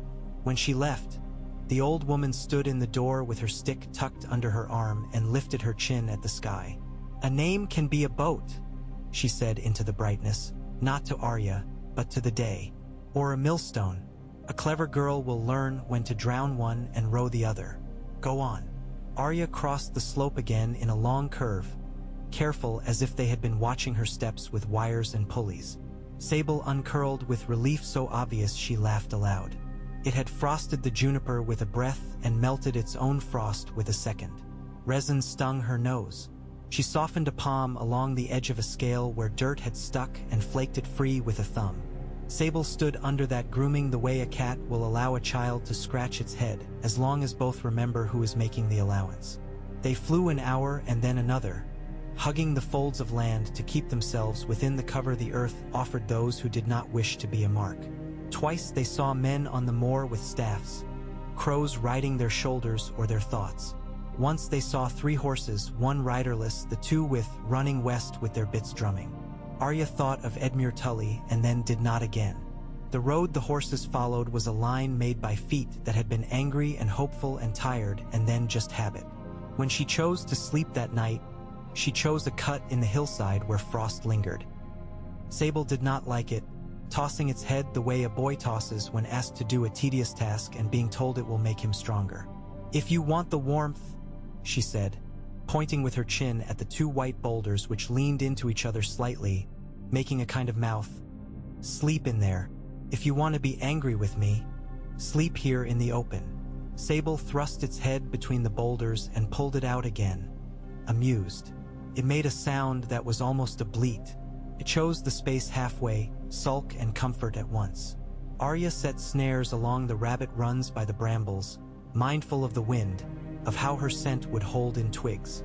She patted the loops once and left them, returning with a pine cone that made a crisp burn. Sable watched the fire with the offended interest of one who recognizes a little imitation performed for the sake of a child's feeling safe. She warmed her hands and then she did not need the fire. Sable was a larger hearth. She dreamed in slices again, not of the hall, not of burning, of a flat field under a sky so low it seemed to rest on the ridge of her shoulder, of a smell like iron old and agreeable, of a tree too young to remember anything and a crow too old to teach it. When she woke, the grass had rhymed. A rabbit lay by her fire, caught and killed cleanly by a stone that had struck right there where neck meets skull. She skinned it where the skin yields and keeps the meat from dragging. Sable licked the pelt as if it were a sweet with no sugar and then, bored, blew on it until frost rose from it and drifted away like breath from a dying thing. Down country, trouble gathered the way milk does in a lip of a jar, quietly. Smoke columns braided. She could feel the attention the river paid to the absence of the twins. The way sound carries differently when a tree falls in a wood you've always known. A gate open where it had not been made trade take on odd, untidy shapes. Someone would come to close it. Someone always wanted the old order to be a chair they could sit in. It would not be today. It might not be tomorrow. The river had a few days to stretch and to remember. On the 3rd day the land opened like a lung after a laugh, and she saw north the way sailors must see a coastline when they are too far out to name anything. She felt it. It was not only the air's knife. It was the way sound carried clearer, as if vowels grew up there with less patience for wide tongues and dirty mouths. She shifted Sable's course slightly, angling along a ridge the way a man who knows horses picks a line through a field where the ground has rot in it. Around a stand of fur tightly bound like a belt she'd never loosen, she found the ground marked with prints she knew before she looked. Large, clean, tireless. The press of pads on damp earth, the slight drag at a toe where a long run had begun to catch up with muscle. She knelt and put her hand into one print. It held her hand. The cold bled in. She pulled her fingers back and rubbed them together as if to restore herself to herself. They came in the dusk like a sound you have forgotten, you know. First only the scent, heavy, old as breath and meat and snow. Sable raised its head and froze, a statue suddenly given the memory of the animal it had been carved from. No sound came out of its throat. The beginning of truce. Arya stood. She did not put her hand to the hilt. She made her arms heavy at her sides, the way she had when a skittish horse looked her over and decided whether she would be treated like a person or a bush. 2 moved in the heather first, the tall stalks shivering where nothing wind had disturbed them. A 3rd held still long enough for her to find its outline. Then the first stepped from concealment because there was no reason to pretend. Gray, with winter in the coat, matted at the shoulder where bracken and blood had touched and dried. Eyes that were not yellow and not brown and not easy to put a word to. The wolf's head lifted and lowered in a tiny pendulum of disbelief and knowledge meeting. "Hello," Arya said, and her voice came out in that low place that only siblings share when they wake at night in the same room and need to be sure they are the only ones that hear it. The wolf's jaw flexed. Its mouth made space for breath. It was not a snarl and it was not a smile. A scar lay along the left cheek, old and not cruel. There had been a snare. There had been a man who had not known how to kill clean. There had been a boy, perhaps, who had not known how to ruin a snare. There had been this wolf, who had removed the snare by removing a piece of herself and kept going. Arya's throat closed. She stepped forward like someone into their own doorway after a long time away, reluctant in case she found the furniture moved and the family angry. "Nymeria," she said, and blue sky tore somewhere inside her and poured down into her belly, and she had to bend a little as if the weight of it reached her. The wolf knew the word. Of course she did.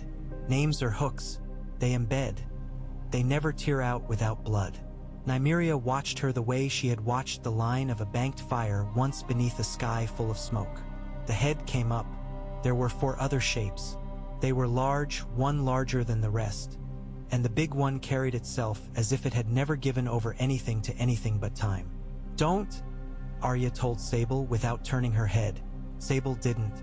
It settled lower, the way a boulder settles in a freeze-thaw when the ground gives it the slow permission to sink. It did not like the smell. The wolf smell, said Pack in a grammar. Sable did not speak. It understood only the syntax of territory and heat and hunger, and this was a different language entirely. Law without an enforcer but the teeth and the belly. Arya crouched. Her knees cracked softly, and the sound was shockingly loud, and 3 wolves' ears turned toward it and then away. She put her hand out, palm down, the way she would for a horse. It was a ridiculous gesture here. A hand is a frivolous, untrustworthy thing to a creature with a different mouth. Nymeria smelled her from where she stood, and Arya watched her do it. The fine rippling through whiskers and the little layer of thought beneath the nose that wolves do that people never think about because they are too busy with their eyes and their lying tongues. Took time. It stretched into the quiet with the silent elastic of patience. A wind rose and went down. Sable snorted once and made a tiny flame appear and vanish as if embarrassed to have spoken. The big male behind Nymeria turned and made 3 steps to the left in a way that meant he meant to go and then did not. 2 young ones, nearly grown, leaned a shoulder into each other the way sons do. One slipped away, incapable of not testing boundaries, and reappeared farther off with its head up and its mouth closed in a firm line. Nymeria came the last 3 paces like a river running over stones it had run over 1,000 times. There was no drama in it. There was no song. She stood with her shoulder within Arya's reach. Arya did not reach. She let her eyes rest on the place where the old scar had pulled fur thin and watched the tiny movement there with each breath. It was ridiculous to cry. She did not cry. She did not, because breath would be choked by it and she needed her mouth to say the one thing she would say in the right way. "I was lost," she said. It was enough. Nymeria let out a breath that was not a sigh and yet moved all the air in Arya's lungs anyway. She stepped forward the last half pace and put the flat of her head against Arya's chest for an instant, hard enough that Arya rocked back onto her heels, and then stepped away to look at Sable as if to say, "I see the stone you have dragged home. I will piss on it, and if it kills me, so be it." She didn't piss. She twitched an ear and walked past the dragon without looking at it again. The strongest insult the wild know. Sable blew air at her in a way that was an insult from another language. Nymeria ignored that insult with such grace that Sable had to pretend. It had never happened, which is a lesson even dragons sometimes need. They sat in that light like that, Arya in the crouch, Sable settled as if carved there, wolves arranged in a geometry that was not obvious but was the right one. All of them breathing and letting breathing accept them. After a while Arya straightened and her legs held, and a young wolf, restless, tested the air near her hand and ghosted away as if the air had been thick and it had become briefly a fish. "Will you come?" Arya asked, ridiculous question to mouth to wild. Nymeria's ear gave a half turn and then forward again. "No," Arya said, answering herself the way we do when the question has always been a ceremony, not an inquiry. "No.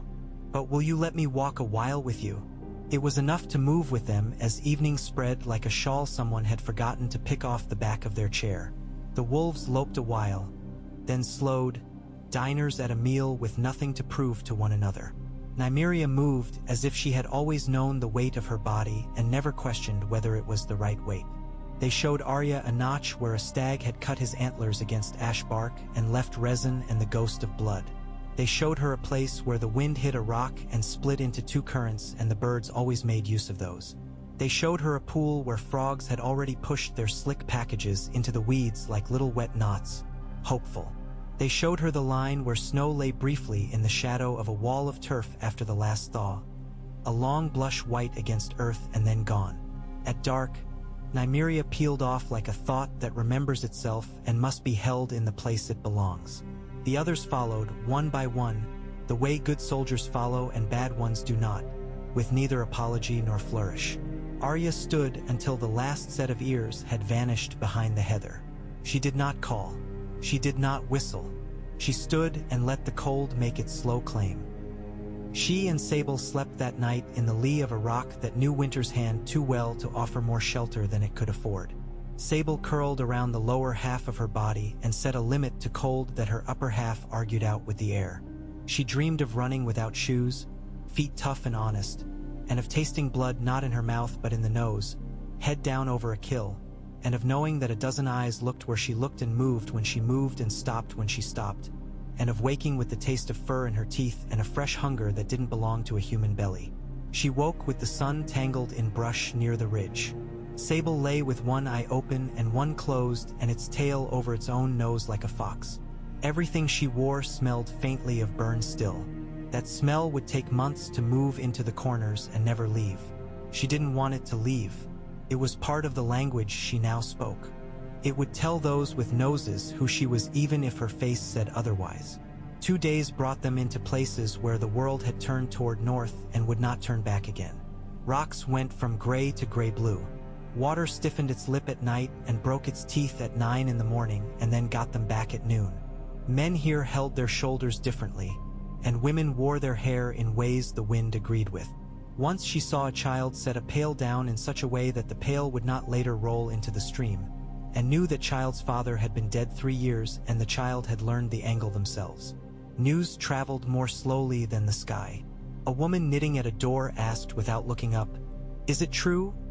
And when Arya did not answer, she nodded as if truth were a thing that needed only its own silence. In an inn where the beds were only pallets on a floor at intervals set by someone's tired foot, a man with hands too soft for his knife offered to talk about a lord gone up like tinder and got himself stared at by enough people to make him bite his tongue. She sat near the hearth and mended the strap that had split again, the bone all pushing with that deliberate insistence leather respects. The innkeeper slid half a loaf toward her with the ease of someone who feeds anything that breathes near his hearth because someday a stray thing will be the only one in the room with a mouth and a tongue to say where the fire started. When she reached for a coin, he shook his head and looked at the dragon beyond the doorway where it lay with its body bent around the oven like it had built the oven, and he said, "For the sake of the roof, don't cough," and went back to his kettles. There were other eyes on her than those of wives and children and men with nothing going except food and opinion. 2 men in cloaks that tried to be inconspicuous did a poor job with it and thought a better cloak was the answer. One followed the line of a wall like a shadow of the wrong thing. Another pretended a limp he had not earned. She watched them with the corners of her attention and decided that if they wanted to put themselves in a stupid place, she would let them, and if they wanted to do something more clever, she would leave before they finished. In the morning she rose early and found an edge of field where skeins of frost made a sugar on thin leaves. If anyone had watched closely, they would have seen a girl with a coil of rope and a handful of small bells and a bundle of cloth not worth the cloth. She tied knots in the rope, spaced them with divots in the dirt, fitted bells to them that would chime if someone stepped wrong, and put the cloth in a place where a hand would reach for it before thinking to look. Sable watched with the concentrated disgust of a creature who recognizes cunning and has no stomach for it. "You are made of bigger tricks," she told it. "Leave me these."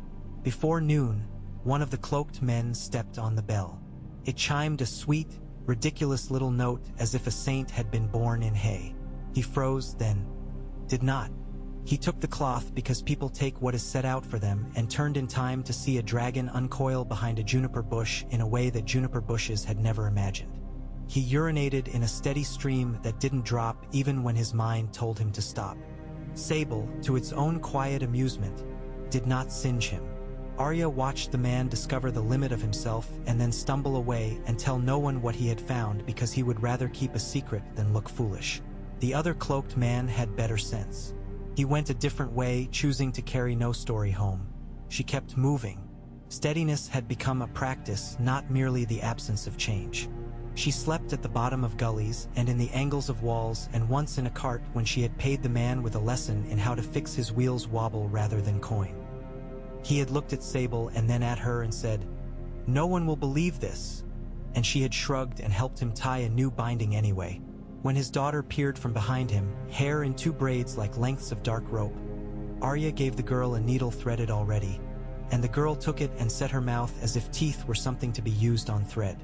In a place where the land had peeled itself back to show thin layers of stone like pages, she stood and painted with ashen water on a rock's face the little signal she had learned from men who used no banners and yet carried an idea of themselves wherever they walked. She put it low, where moss could take it in a year and the snow would hide it in a month. 2 days later, a boy with the long legs of someone who had grown too fast showed up in a stand of crowsfoot with his hands out to his side, as if he carried 2 pails and had forgotten them. He saw a dragon at rest and went down on one knee before his mind had time to decide that was what it had done. "Is it her?" he asked, not looking at Arya. "Don't kneel," she said. "You'll chill your knees." He stood, shame smile swift, good teeth, winter eyes. They said, he began, and then realized that saying what they said could get him hurt, and said instead, "They're speaking of it, of you." The river came itself and told a miller. The miller told a man who lost 2 fingers. He told a boy who can't stop asking questions. The boy told me, "I was due to find out a thing today. I picked this one." "You found it," she said, and thought of Gendry. That easy grin and the way he held his hammer like something with more to say than he could ever get out of it. She thought of another man with eyes like holes cut in bark for watching and of his arrows. The boy belonged to men like that, or wanted to. "They say you went into the hall yourself. They say you opened the doors yourself. They say you let men out. They say you let the river in." "Some things are true," she said.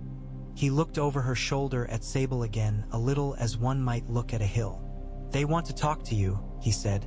"The ones who gather in the wood with the old ribbons on a pole. And the woman who prays by a shield she won't let anyone take down. Maybe they want to see the dragon more. I don't know. I think they'd want to see you even without it. The singer with no fingers says there's a shape the story wants to take, and it will take it whether we like it or not. He says if a girl wears a dragon and walks north, the story will go where she goes. That singer should have kept his fingers out of other men's food," Arya said, not unkind. "Tell them if they come looking, they won't find me.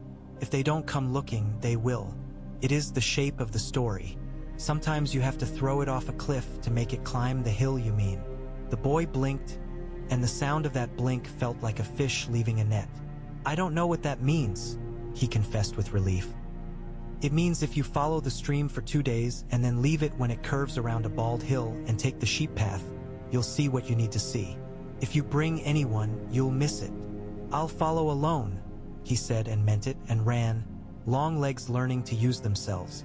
Winter came down in a single night then, the kind of night when the stars sound like glass if you let yourself make nonsense out of the air.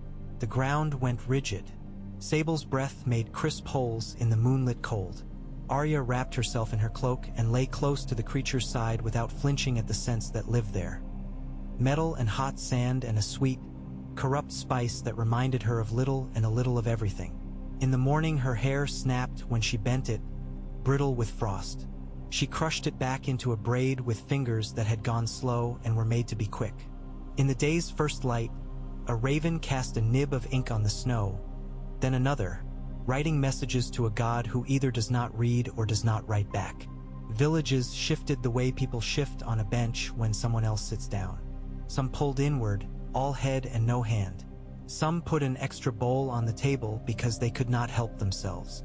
In one, a woman with arms like the handle of a good pan invited her to sit and feed Sable a strip of fat she cut from a ham that had hung so long its salt crust looked like the rind of a stone. "You keep it away from my roof and my goats," the woman said, and Sable regarded the fat as if she'd handed it a ribbon, then licked it in with a tongue the color of old blood.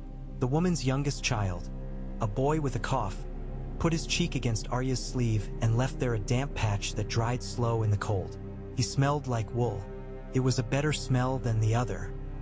Arya sat long enough to listen to the panwoman tell of a winter when men wore their clothing to bed and woke dead anyway because breath had crystallized the air into knives inside the chest.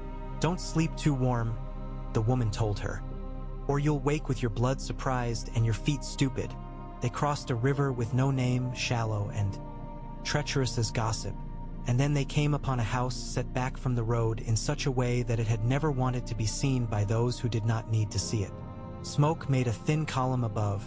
Mixed in with mist the ground had thrown up as if it wanted a sky and couldn't make one. 3 horses stood with their backs to the wind. The man who worked at the chopping block bent like a bow. The sound of his axe found a rhythm that asked for another sound. It got one. A wheezing cough from the house. A man's voice polished down by fever to its old grain. The sob of a child accidentally surprised by its own spit. Arya had not meant to stop. She stopped. She watched Sable's head turn in that direct, childlike way it had when it looked without caring whether being seen looking meant anything. "Stay," she said to both of them. The man at the block turned only when she was near enough to cast a shadow on the wood. He lifted the axe and did not bring it down at once. He did not ask for money or food. His eyes were gray and tired and had a look like old wood, grain revealed by wearing away. "If you've come to cut my wood, I'll go sit with him," he said. "I can sit with him," Arya said. "You are young," the man said. "So is he," Arya said. He leaned the axe back and let the handle settle into the notch his shoulder had made for it. "Sit then," he said. "He is not afraid. He is too tired to be. Tell him something that isn't a lie, and if you cannot find such a thing, tell him about weather." Inside, the heat lay heavy and smelled of juniper and onion. The man on the pallet gave the impression of a wrestled-down bear that had decided to die with stubbornness. He had long bones and a jaw that had set wrong once. A child, a girl with red-rimmed eyes, sat with her thumb near her mouth and her thumb out of her mouth with rigid stubbornness. She had decided she would not be a child in this moment, and the thumb had disagreed. She made her thumb obey. Arya sat, and the pallet creaked with a sound like a very small boat in a rough harbor. "Who?" the man asked, not out of curiosity, but out of the desire to please. His voice had turned backward, to the boy he had been, trying to make the guest easy. "A girl with bad hair," Arya said. She took the man's hand. It was hot and dry, desperate and sticky in places where fever breaks and recedes and returns like a tide that doesn't know moon from breeze. She slid her palm into his so her calluses would say, "You have done work, I have done work, we are peers." "Winter," he said. "It is here," she said, looking at the girl's face as she did. "But the road holds the cold like a board holds a nail and lets go of it when it must. The streams make new paths under skin. The moss is brown on the north side because it hasn't been given any idea but brown for months. It will remember green. It will. There are hawks eating mice in the hayricks men forgot to cover, and those will be fewer mice in spring to take your seed. The smoke from the chimney goes up in a straight line when the air is listening. When it bends, people mishear each other. Not today." He smiled the kind of smile men make when they have chosen to be pleasant in the face of pain because it allows everyone else in the room to sit straighter. "Weather," he said, approving. "You didn't lie. Good girl." She sat until his breath found a new shallow rhythm and his eyes, that had been brown with yellow under the edges, turned quiet. She told him which birds stayed this far north and which pretended to but slipped off to the leafless places to steal. She told him the way water sounds different when it has barely any skin over it, like glass that's learned to speak, and he nodded twice, once halfway, once fully. When he slept, she put the back of her fingers to his cheek and then to his wrist and then, because she had learned from women who did not move themselves from beds often, to the place at the inside of the elbow. It spoke to her in the language of pulses, said not yet, said possibly soon, said be polite. When she rose to leave, the girl reached for her hand and stopped herself, as if the realizing of the reach was more dangerous than whatever her hand had meant to do. Arya took the girl's wrist for her and put her fingers under it where she could feel the beat there, stronger and smaller than the man's. Say the sky looks like a knife when it does, and the sky looks like a blanket when it does, and you will be truthful to him without fear, Arya said. If he dies and you are angry, that's fine. If he lives and you are angry, that's fine. No one tells children they can be angry when people live. He had bad luck with a horse, the girl said, proving herself not to be so young after all, for she had already decided on a story in which a man is not to blame for a thing he chose to do. And he went to fetch the herbal. It wasn't near enough. I know where there is some, Arya said, because she did. A patch had slicked the rocks near the fold of the ridge they had crossed. The leaves crisp but game. I'll bring it. If you bring it, he will owe you, the girl said with the crisp formality of a farmer's daughter who had learned how the table is shared.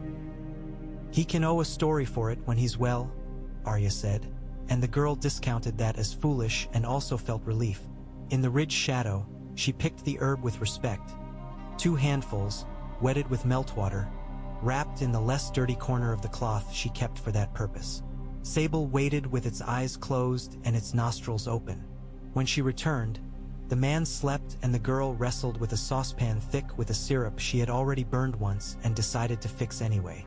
Arya taught her how to hold the edge off the hottest part and how to smell when bitter is a thing a sick belly will forgive and when it is not.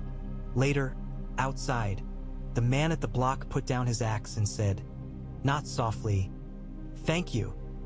"I don't want thanks," Arya said. And he looked at Sable and then her and saw enough to think he understood. "You want a world where thanks aren't needed," he said, as if barter could work on things like that. "We all do. I can give you a heel of bread. I can tell you the road to take if you don't want to meet men who want to ask you things. Tell me where you think they are," Arya said, and he told her. And he told her like a man chopping would, whack, whack, whack, with no style and all correctness. She nodded. She left. He did not ask her name, and she did not tell him one. And afterward in the years he would think of her as a daughter that had wandered in wrong-handed and right-eyed, and made his girl trust her own hands a little more than she had that morning. North was closer. It is not a place, not exactly. It is a manner. As she walked into it, the inside of her adjusted, as if someone had moved a table in a hall and her feet learned the new angle without being told. It made her calmer, the knife light, the blunt honesty of a stone fence that has stopped pretending to be a wall and is clear about being a pile of rocks that will hold sheep if sheep agree. Even Sable seemed to approve. Less fidget, more long, thoughtful stares, a satisfaction in watching frost melt on its own tongue when it put it out to taste the air. At the edge of a scraggy stand of birch, the ground rose into a low mound fenced with 2 rings of decaying posts. The posts had once had a string or a wire between them. Now liverwort and the patient, greedy finger of winter had taken both. On the mound there was a tree, not a weirwood.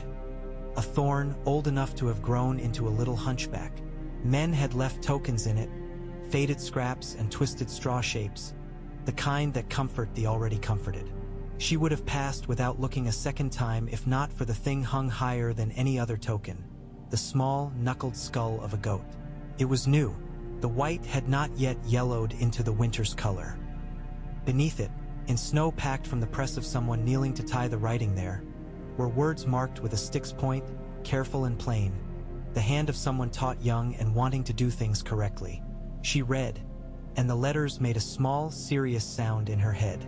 It was a name she didn't know yet. It was a place she did. The fork where the road to the Dreadfort peeled away from the moor and pretended it was its own thing. It was a day 1 week hence. It asked any who had seen a boy of 10 with hair the color of chestnuts and a run that never tired to come. It promised soup and a blanket and the chance to tell the boy's mother that the boy had been seen running north like a mad rabbit. It did not ask for anything else. She bent and underlined the day twice with a stick. She would not be at the fork. She was moving. She had wolves. She had a dragon. But the woman who had knelt here would go, and the blanket would go, and someone would bring some other child. The underline was a prayer she could still say. Snow came one afternoon and stayed the night like a thief you invite to make sure the silver goes missing while you're watching. Sable became suddenly very visible against it, a dark signature written on a white paper. Arya adjusted their hours so that the creatures and the people who wanted to say they had seen them would only ever see a suggestion in the dusk or the dawn. She flew lower. Twice she saw riders on small hardy horses, their scarves wrapped up over their noses like men who had decided noses were a fashion. Once she saw a column of men on foot moving with the efficiency of people who had drills and were now using them instead of drill practice. Their banner was 3 dogs. She wondered if those dogs would bark at a dragon. She did not test it. She took Sable up into a seam in the cloud and let him fall back out of it 2 fields away, as if she tossed a pebble in a washtub and watched it pop back up beside the washboard. She found a red tree in a stand of birch and aspen, all bone and blood and no face. She touched its flesh. It was flesh where bark should be. She put her brow against it like a supplicant and found it only a tree, which meant it was enough for now. If it whispered dead things, they spoke in accents she hadn't earned. She tried a thing with Sable then that she had meant to try and had not. She waited until they stood on a piece of turf where the wind had gone away to look at someone's laundry. She went 40 paces off, into a little dip where the happy brown of dead grass and snow had made itself a bed. She crouched there and rolled in it like a fox, pushing her shoulders into it until any smell that clung to her came up like turned dirt. Then she rolled in the snow. Then she shook herself like a dog. She stood and moved like a deer would, the little head turn, the hoof lift, the cautious zest in the step. Sable watched the performance with that intent bafflement it reserved for everything human. She moved in a long arc and let the wind take her stink of ash and human into the trees and toward a little run where rabbits had been. Sable's head turned, slow, precise. It did not pounce. It waited. "Good," she said aloud, to see if the shape of the word would draw fire. It did not. Sable blinked and lowered its head to lip at snow.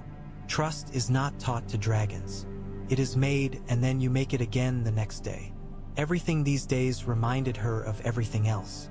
Ribbon in thorn, old tokens, new goat skull. Dog on stoop. A man's warm, calloused hands on her own before a pot. Underline in snow, a line drawn through a name. She left marks of her own for anyone who knew how to read them, and nothing that a man with horses and more time than sense could use. Her marks were not words. They were little arrangements of stones and broken twigs, and once a scrap of leather hung high where a crow would pick it and carry it and drop it later near a pot. Men distrust crows. Crows are better Kuri, heirs than most sons. On a day that had no business being as clear as it was, a boy appeared ahead of them on the track between 2 low hills and did not notice them at first because he was singing. He had a cracked, brave treble that made everything he sang sound like more weather than music. He had a stick. He had a face that would become a bloodied, good man's face if he was permitted to live that long. He had a scar on his lip, the kind brambles give. Sable opened one eye and closed it again. Arya swung off and stood in the track and let the boy notice her and, slowly, let him notice the dragon behind her. "Whoa," he said without breath. "Whoa," she said, in the stringless, hoarse, soothing tone that had always lived in her chest without anyone teaching it to her. "I'm not afraid," he added, which meant he was, and also that he was possible. "Good," she said. "If you were, you'd still be standing there blowing snot on your sleeves and saying it was the cold." "It's not cold," he said through chattering teeth. "Open your mouth and show me," she said, and he opened it. And she saw he had all his teeth, which was luck. "Close it. Where are you going?" "North," he said with such fierce loyalty that the word bent around him like a cloak and chilled the warmer edges. "I'm going to help at the wall. My mam says it's where men get taken for their sins, but I haven't any. Yet," she said. "They take boys," he said. "They must. Else why is there always someone up there? Men don't live forever. Not even the ones who pretend. They'll take boys," she said. "Then they'll turn you around in a month because you're too young, and they'll send you home if you have one to go to, and if you don't you'll end up a scullion in some dirty little house where the rats are braver than anyone who sleeps there. Walk with me." He looked at Sable and then at her. "Does it come with us?" "He's always with me," she said. "But he can walk above." "Above?" He breathed. And then when Sable took the air with a shove and a thrum and an ease like wealth, and the boy watched the black shape slide along the sky, he made a sound like something in him had been set on a path and it would never go back to the old way of walking. "Where did you find it?" he asked. "In a place where things hatch," she said. "Do you want to touch his toe?" He swallowed. He did, very much. "I don't want to die," he added, as if that were a politeness. "You won't from that," she said, not promising anything else. She lifted her hand twice, slowly, and Sable spiraled down and set one forefoot on a rock the way a dancer will take a stage they have trod before. "Only the toe," she said, "the outer one, and only after you watch it. See how it moves? See where it stays? The toe isn't where you think it is. Grip it like a hand, not like a rope." He reached, and she watched his hand go slow, fearless now. He placed his palm on the keratin, which was warm and not hard in the way a living hard thing is, and he smiled, and then he cried, and then he stopped crying because he was embarrassed, and she pretended she had not seen. "I am Kai," he said, "because boys think a name gives more than it takes." "Arya," she said, "because sometimes you give a name to see where it lands." "Arya," he whispered into the cold. "Arya, Arya, Arya. I will say it at the wall when they ask me who taught me to touch a dragon. They will say that is impossible, and I will say it again.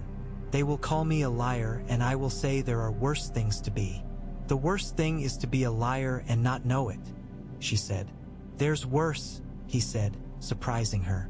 "There's to be a person who doesn't believe a true thing when they hear it and makes another person say the untrue thing just to be safe. My ma'am told me that. She said don't ever do it. She said when a person tells you a truth, you owe them something. She didn't say what. I think it's maybe soup. Or to believe them back." "Believe me back," Arya said. "I do," he answered at once. "Good," she said. "Do 3 things. Don't sleep in hollows when it rains. Don't drink where cattle stand. When you get to a river and there's a bridge and a man who says you can't use it unless you pay, go to a place where the river might let your knees pass and slip there and come up laughing.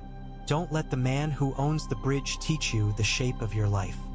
He absorbed it as if she had given him not rules but sweet. "Do you have more?" he asked, greedy, and she liked him for it.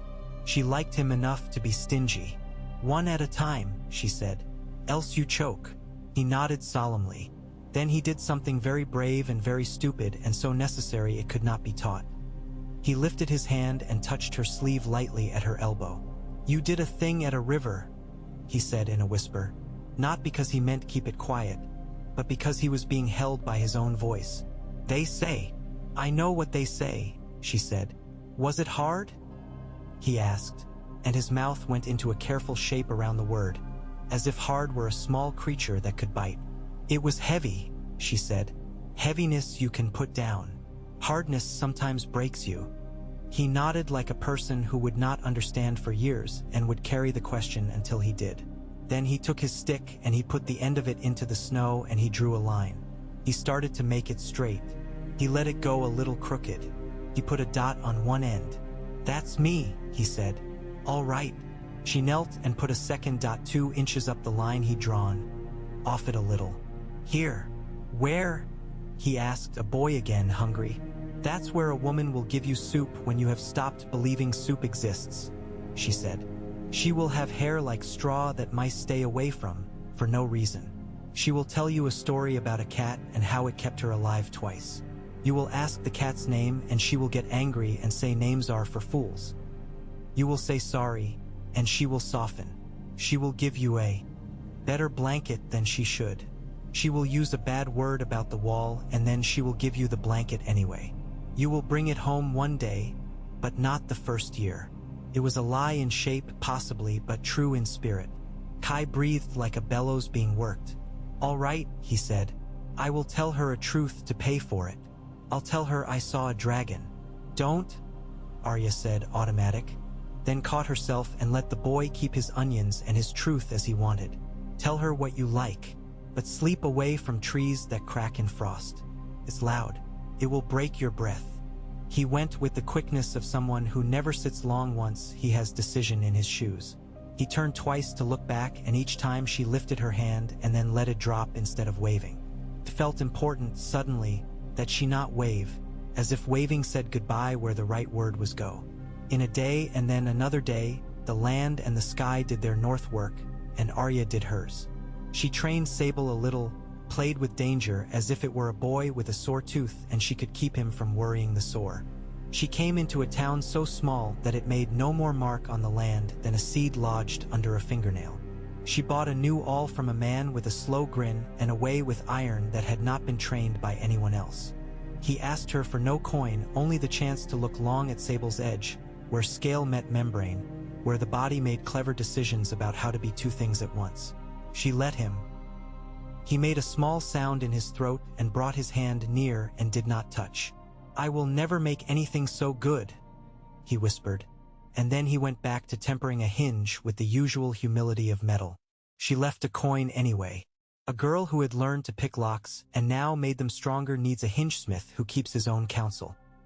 On a high day where wind scraped hills like a steel brush, she saw far off a smear of movement that moved the wrong way, cross-grained to weather.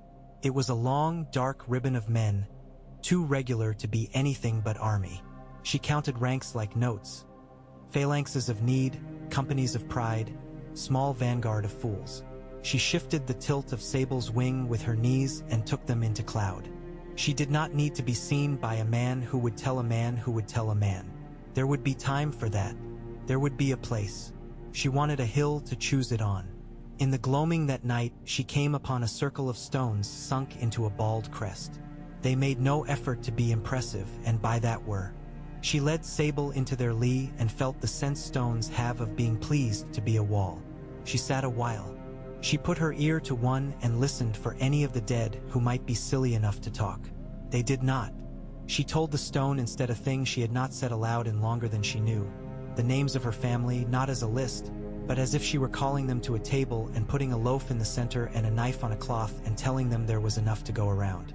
The stone listened with the patience of always. It accepted the names and held them as if it had pockets. Her breath made a fog that pushed and pulled like a small animal against the dusk.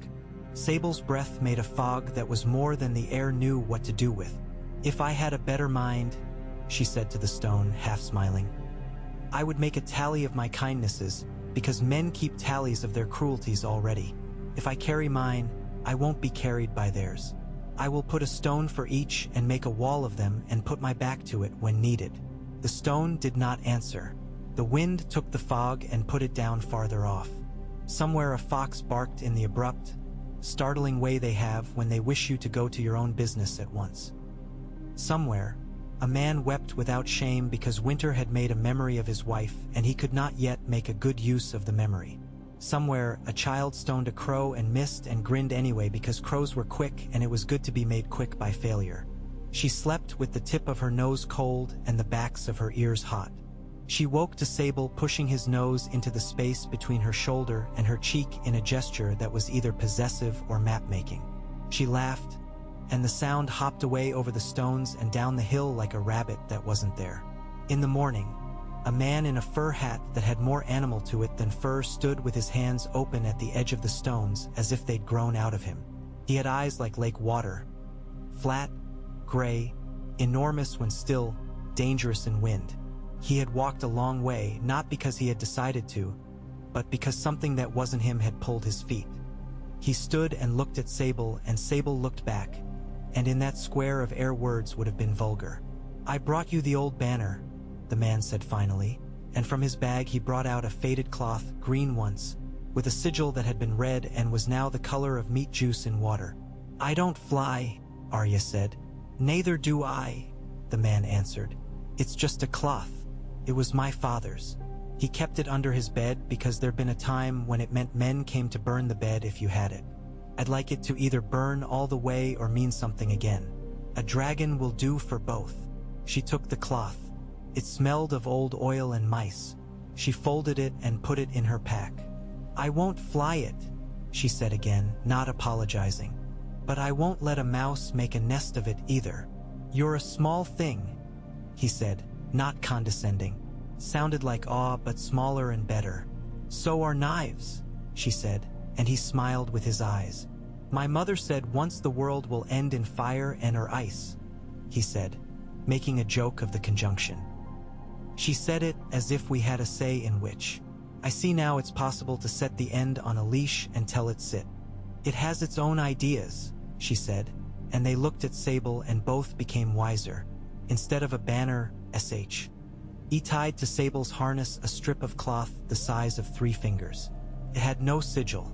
It flapped as they flew, and if anyone saw it and asked themselves what it meant, they'd make up a story that made sense to them, and that story would not bind her. That afternoon, she heard, from a scarp, the clang of hammers in a rhythm that did not sound like smithing. It sounded like making a cage. She took Sable into a shallow valley shaped like a bowl and warily made her way along a sheep path. Below, the hammers did their work. Men building frames, squarish and mean, with cross braces too many and chains mocked and new. A woman screamed the sort of scream no one is moved by anymore, and then screamed again in a higher key, and someone cuffed her and the scream stopped being in her throat and went into everyone else's eyes. There were 2 trees with something hanging from them that had once been men and could be men again only in the way stories make men again. There were boys hauling water and boys hauling wood and boys in a corner breaking crates to pieces with sticks, hitting them too hard because they had little to hit that would break. Not today, Arya told the part of her that put its back to a wall and took a breath in and measured the room. Not until I know what you need. Not until I know what breaking this will do. Not until I have a word ready for the river. Sable would have burned gladly. It thirsted for the straight line from impulse to act. She put her hand to its jaw and pressed until it stopped breathing for the count of 3, and then let it go. It took a breath again and shuddered and turned its head slowly away as if insulted. The men wore the wrong sigil for the region. That meant someone paid them to be wrong. That meant someone would pay them again. That meant the cage would hold a wolf in it if they could put one there, and if not a wolf, then a person who would pass for one. She counted men. She counted nails. She counted the distance between the half-built cage and the trees. She counted the boys. One looked up and saw the edge of Sable just above the scarp. He licked his lips because the air had turned suddenly sweet. He did not shout. He held the look in his mouth like a taste he was afraid to lose by speaking. We will come back, she told Sable and the boy and the 2 hanging men and anyone who could hear it. We will, but not in a way that teaches the wrong lesson. Sable blinked, disapproving. It did not forgive easily when appetite was delayed. She did what you do with appetites. Made a promise, then made a task. She led it along the curve of a little lake, and she took a haunch of a deer they had saved with yesterday's smoke, and she hid it under a rock. She made Sable watch her hide it. Then she walked away, counting steps and stones. Then she turned and said, "Find." And Sable looked at her the way gods look in paintings at men who make offerings and then ask for things. "Find," she said again, and this time she made her hand do something old. 2 fingers up, 2 down. Sable snorted, then tilted its head in the precise way of, "This is beneath me, but I will humor you." And then it found the deer in less time than it would take a good dog to smile. It ate slowly, aware that a test has more than one question. When it had finished, it covered the patch of disturbed earth with the flat of its palm, ridiculous and beautiful, pretending to put the world back as it had been. They slept by the lake with their backs to a spinney of thorn that had kept things out longer than anyone alive. In the night, snow slid off the thorn in slow sighs. Twice she woke to the particular silence that isn't silence at all but is the absence of an expected sound. The creak of a branch, the waffle of Sable's nose. Twice she counted to 50. Twice the expected sound did not return in the same way and then did, altered by the weight of snow. Twice she accepted the change and let herself return to a kind of rest that is not rest, but reading. In the morning, the lake wrote a riddle in ice and wind. Sable skated 1 forefoot along its edge, curious, and learned about slipperiness and the pleasures of sudden humility. Pulled its foot free and shook it the way a cat shakes a moth from its whiskers. Arya laughed. Sable fixed her with a look that said laughter was personal, and she stopped, because she had learned not to mock her allies out loud. They turned east a little to skirt a bog that would swallow even a careful girl's foot. They came upon a man leading a cow. The cow had the expression of a creature who had been promised a gate and delivered a ditch. The man carried his sorrow on his back, and it was heavy, but it didn't hunch him. It made him straighter, the way burdens sometimes do for the decent. He did not start when he saw Sable. He bowed briefly like a neighbor. "Afternoon," he said, as if to a hawk. "That your lizard?" "It is my friend's," Arya said. "Good friend," the man said. He chewed as if there were something in his mouth and there wasn't. "You bring him where he is wanted?" "Sometimes," she said. "You'll be wanted north," he said. "You'll be wanted south because of it. You go where you mean, not where anyone else means." "Good. If you get to the place where men in pink fight with men in gray and all of them call themselves right, burn their banners and leave the men to sort themselves. It would please me." "It would please me too," she said. "You lost someone." "I lost 3, he said, simple as nails. "They were lifted from me like lids. 2 I can hear still when the wind is a certain shape. 1 I cannot. The 1 I cannot is the one that won't let me sleep." He nodded to Sable. "Make a good hole with that nose when you bury bad things." "We do," she said. "Good," he said. He went on with his cow and whatever food was in his mouth and whatever empty that wasn't. The sky pulled a muscle in the afternoon and went gray-blue and then real gray. Snow came then in. Those feathery clumps that make you think of moths and then of feathers and then somehow of cinders falling upward. Sable opened its mouth and let 1 flake land on the tip of its tongue, and then closed its mouth and made the smallest flame and smiled in its way at the taste of nothing turning to something. Arya stood in it and lifted her face up and let the cold stitch along her lashes and think it had made a home. She liked the way the world went quiet in snow, not the kind of quiet that is absence of talk, but the kind that is listening. She talked to it low. "If I were a boy, the world would be worse," she said, not because it was clever, but because it was true in her mouth. "If I were my father, I would build a wall in the wrong place the first time and move it the second. If I were my mother, I would tell a story about a needle and a very bad man and end it with the needle somewhere useful. I am myself, and the day stands anyway." When the snow stopped and the sky went clear and black, she saw lights far off, not stars, torches, a hunting party. She took Sable up and over again, until whatever men those torches lit passed like a thought does when you don't give it any food. In the morning, she found their tracks. They had been hunting anything with legs.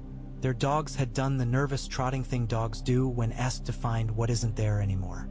Men had laughed the bright laughs of people exhibiting their bravery to themselves where nothing looked back. 1 track peeled off the others. That man had pissed on a tree and leaned his forehead there, as if asking the tree to finish the job. The tree had not. Late in the day, she met a woman wrapped in felt who carried a baby strapped to her chest. The baby slept as if it had invented sleep, the cheeks flushed and flaking a little where cold makes new skin out of old. The woman said, "You keep it where it won't get shot with errors." "Errors?" Arya echoed, smiling. "Errors," the woman said, pleased. "Men call them arrows, but they are mistakes that fly. They kill in the wrong places. You keep the mistakes away from your animal. It will be a long walk from the place where the mistake happens to the place where it heals." "I will," Arya said. "It looks like your brother," the woman said. "My brother." Arya felt as if the ground had moved under her foot and asked her what weight had to do with it. "The animal," the woman said, looking at Sable, then at Arya. She tilted her head. "Your kin. The dull would call you master. The stupid would call it the other. The rest will make up better stories. Your kin. The baby would know it even if I didn't." He woke and looked, then slept again. "He has sense." "Thank you," Arya said. And the thank you felt better than thanks usually did. "It's not for you," the woman said. "It's for the baby. But you can hear it too, and it won't spoil." The days found their rhythm. She walked and rode and rested and taught and learned. She sharpened needle when it did not need sharpening because hands need tasks and not all tasks must turn into anyone's blood. She set Sable tests of patience and he set her tests of timing, opening his mouth when she did not want the small flame and refusing when she did so she had to lie with her body to make him do what she asked. He preferred truth and would not be led by any animal whose mouth made lies by habit. She adjusted. She learned to stand with him in a way that made her intent go into him without mediation. It felt like laying a palm to a door and knowing the latch from the other side. They came again to the place with the cages. They came at dusk, as a lesson and a love letter to the dark. Men had built 2 more. The boys were fewer. Someone had taken them away. The 2 bodies hanging were gone. The trees had their scars. Sable settled in the field beyond with that carefulness he only wore when he intended not to be seen and not to be blamed even if seen. Arya lay down on her belly in frost. She put a hand in her cloak and brought out the small clay jar she had carried since the last port. A jar of oil that men use in lamps and that women use on those parts of the body that chafe when moving so much in cold. She opened it and dipped her finger and smeared the smallest sheen of it along the bottom of one cage strut. Then the next. Then the next. She made herself slow. Sable breathed. Slow. Somewhere a man coughed the cough of someone who thinks they don't have a cold because they always cough in winter. Somewhere a man laughed in the way people laugh when they sit in a circle too long and cannot stand the shape of their own silence.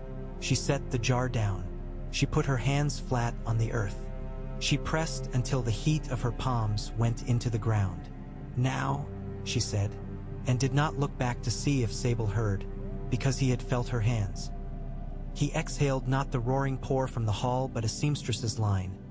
A thin, deliberate wash along the bottom of the cage, no more than a tongue's width tracing the oil, caught with a sound like a sigh.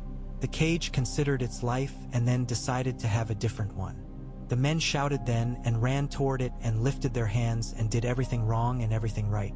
Arya stood now and walked toward them with her body made into a younger girl's again. The slouch returned for utility and the hair in the wrong braid. She breathed smoke and let it live behind her teeth in case she wanted to make her mouth smell like that, and felt Sable's heat soft on her back. The man who had the cleaver looked at her and did not see a reason yet to cleave. The man who had the keys saw a reason to run. She had thought he would. She hadn't notched a plan there. She'd left it open. She lifted her hand and Sable's breath turned toward the tree. Not enough to char it. Just enough to remind it that it had outlived other men and could outlive these. The keys fell. They skidded and did not go far because S. now had fallen into the ruts where men's boots went. She picked them up and tossed them to a boy hiding under a cart. "Run the wrong way first," she said. "Then the right." The boy nodded, fierce, and did it. Ran toward the flames and then to the left, where no one would have thought. Someone grabbed for him and got smoke and hair and nothing else. He vanished under a hedge that had a space no adult would notice. Cages burn foolishly. They become bright too fast and then complain when their foolishness collapses them. The men who had built them swore at them like wives. Sable put a little more heat where the crosspieces met. Arya used a stick to lunge a snag toward a new angle. She worked with her body neutral, not gleeful, not angry, because one should not teach one's arms too many habits of joy in breaking. When the cages were only ruin and the men had turned from protecting them to saving what else they thought belonged to them, she stepped back and watched the shape of the fire. It had nothing else to eat. It would stay behind and gossip with the snow until both were thin. The men would take a lesson from it. It might not be the right one. Most people take the lesson they meant to find. Still, anyone who came later and saw that any cage can go from a straight line to a circle of ash would think a different thought for a minute. A man saw her then, saw her real, saw not a girl who had lost her way but a person who had found it. He stepped toward her, the step men take when they've forgotten the shape of the world. She stepped toward him, her hand idle near the place where Needle slept. The hand not on the hilt, not idle, but relaxed in the way that means a hand can make anything a help. He saw Sable in her eyes then. He stumbled. He did not scream. He stepped aside. It was enough. She went into the hedge. Sable slid across the snow with his belly down to keep himself less a symbol and more a rumor. The men swore and set to putting out a fire that had nothing to do with them anymore. By the time she stopped for breath under a beech with a trunk, 2 men's embraces around, the sky had gone pale. Not dawn. One of the other pales a winter sky has. Milk spilled on slate. She put her forehead to the beach's smoothness and thought of a hall again, for a moment, and of a river's old shoulder working. She kept her mouth shut because not all prayers need ears. They were far north enough now that the light at noon felt like morning and like dusk. A pause more than a turn. The trees thinned and the earth rolled as if a giant had been under a blanket and turned and left the blanket wrinkled. She saw a strip of black river and a ribbon of men on it, hauling a boat along like a stubborn mule. She saw a stag, old and arrogant and foolish because he thought old was protection. She saw no great houses, only the work of men to keep things from falling down and the work of women to keep the work of men from making the work of women impossible.